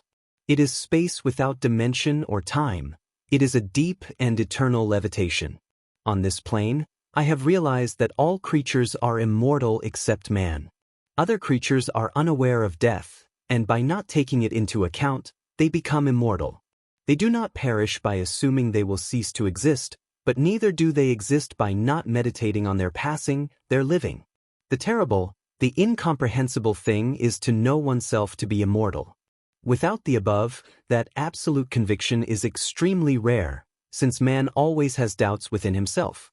Thus, most religions profess immortality, but generally the veneration comes from the first time their history was written, where the dogmas of their religion were narrated and founded, with the remaining time being devoted to all their presumptions and/or assertions. However, there are other religions that do not give a beginning or an end to their existence, presenting it as a kind of wheel with no beginning and no end. Man is always lucky, whether it be good or bad luck, but he is always lucky. Man always has life, whether it be good or bad.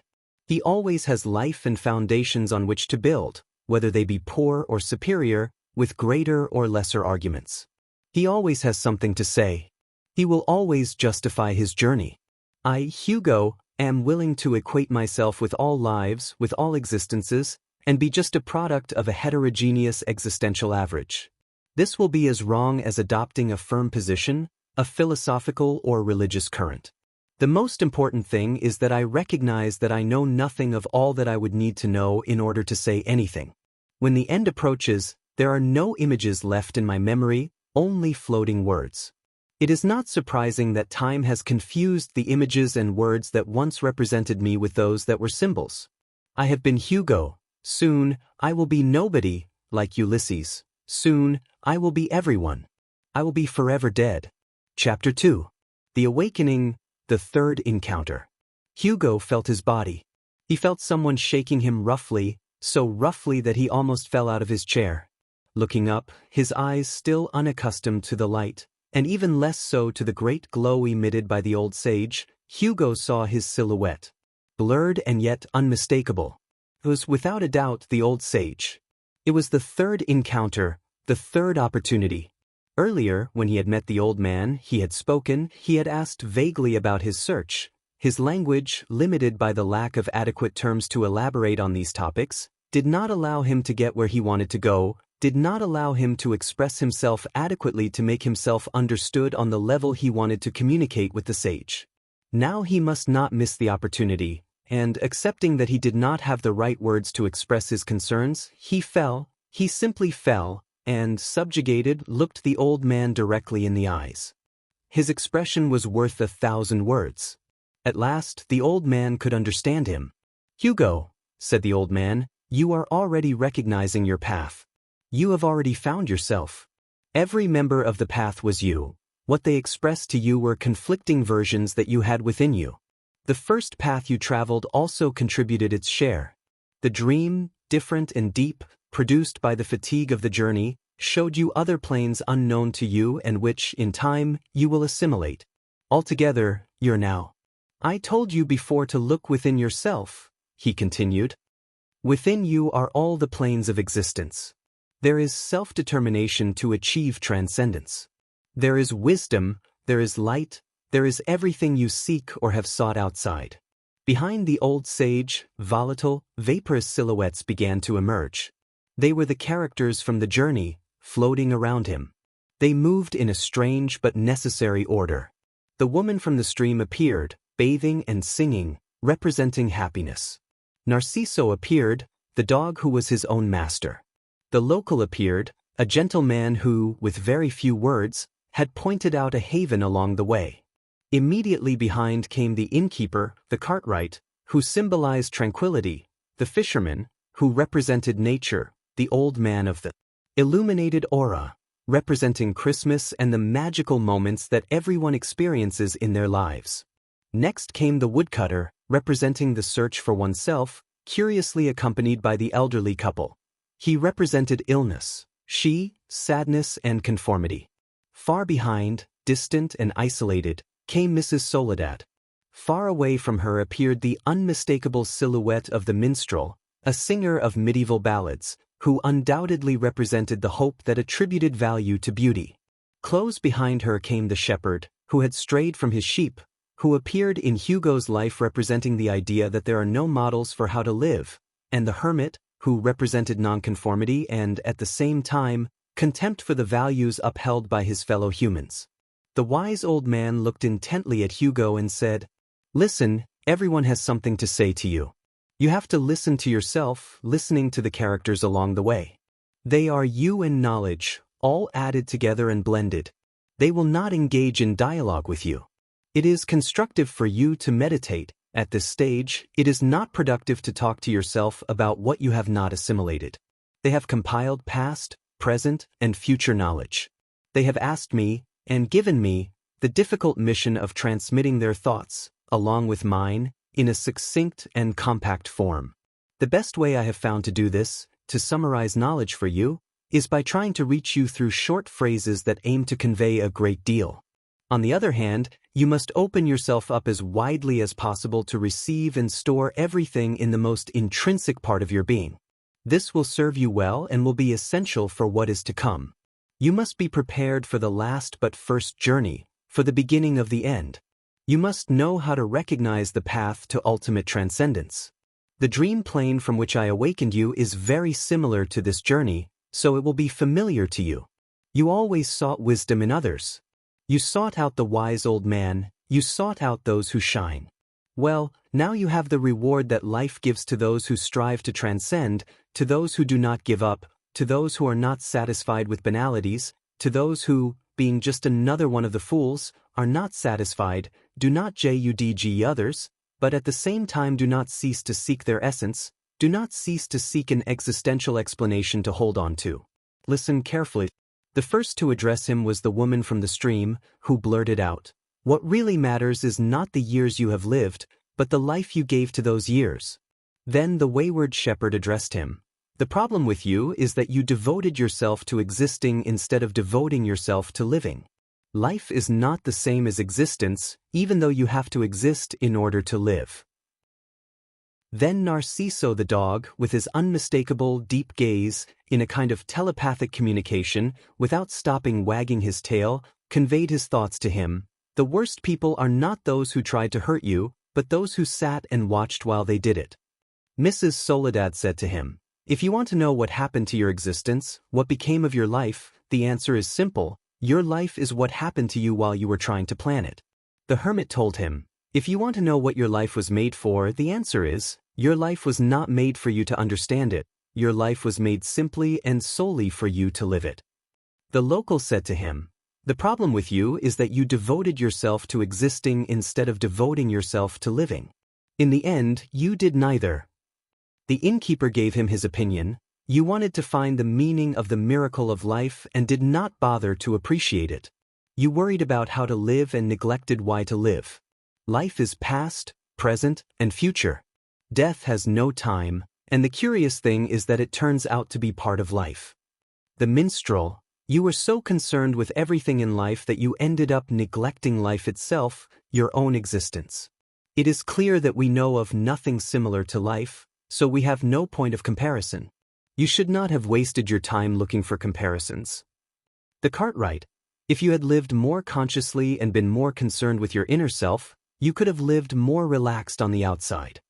The elderly couple, the woman speaks, when you wanted to transcend, you didn't start by assuming that life was imposed on you. No one asked you if you wanted it. When you tried to understand what to do with your life, you didn't start from the assumption that you were also forced to always have to decide. If you had rebelled against this imposition, refusing to decide, you would also be making a decision. You would be deciding to refuse to decide. When the tree grew old crooked, having simply been born that way, there is no need to try to straighten it, just water it.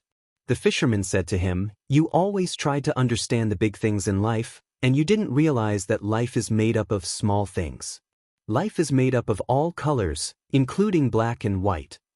The elder with the illuminated aura said to him, "You should have tried to understand life by looking at what you experienced, looking back at your past, but you should have lived it by looking forward, looking at your future. You took life as a problem to be solved and you were wrong. Life is a mystery to be lived. You should have lived as you thought, and you ended up thinking about how to live." The woodcutter, like most fools, your true life is the one you did not live. The fact of being born and the fact of dying are not two circumstances. Specific existential issues, they are merely nuances of the same state. A day well spent and intensely enjoyed produces a pleasant sleep. In the same way, a life well spent and intensely enjoyed causes a pleasant death. You have to tire of living in order to look forward to a peaceful death. The old sage concluded, "When you are physically absent, your possessions will remain for others, but who you are will be your possession forever." That is why it is so important to be transcendent, to be a worthy person, a man who knows what is happening. You must not be absent from yourself. You must not cease to transcend in your own existence. You must perpetuate yourself in your inner transcendence, concluded the old sage. The old sage evaporated. Everyone evaporated. Everyone disappeared. There was no doubt about it. They were all Hugo. The messages did not come from those characters. They came from the most intrinsic part of his being, from the deepest part of his interior. They were nothing more than his internal knowledge brought out and refloated to his external plane. We are all destined to evaporate. We will transform into other things. A large part of us turns into vapor. We will float as vapor, we will flow as vapor, we will transform as vapor, we will water flowers as vapor, we will be part of everything on earth as vapor, we will cross oceans as vapor, we will fall as water having been vapor, we will disperse on the earth as water, they will drink from us, they will live through us. We will be them and they will be us. Hugo woke up abruptly from his deep and long sleep. Where did Hugo wake up? What will become of Hugo's life, or rather, his existence? He himself did not know what plane he was on, but he had no doubt. He had transcended. Chapter 3. Earthly Life Again. Once again, the sun was shining before his eyes. Once again he could smell wet earth. Once again he was and felt his material state. His body, though numb, stood upright contritely. Hugo, although he felt he was on another plane, maintained his material and earthly state intact.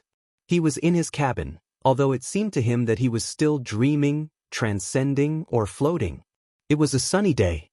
He had undoubtedly spent the night on the terrace of his house and was in the presence of a beautiful and punctual sunrise. Tired from the position in which he had slept and even more so, exhausted by the intensity of his experiences, he decided to go inside his house. Shortly after entering, and with the intention of preparing a hearty breakfast, he was surprised by the barking of the dogs alerting him to the visit of someone approaching on the path leading to his cabin. Despite his age-related nearsightedness, the silhouette looked familiar, and he deduced that it was someone he knew, especially since the dogs had stopped their loud barking and replaced it with a friendly wagging of their tails. As the figure approached the cabin, he narrowed his eyes to get a better look at the now-closed figure and realized it was his youngest son. A big hug united the pair of father and son.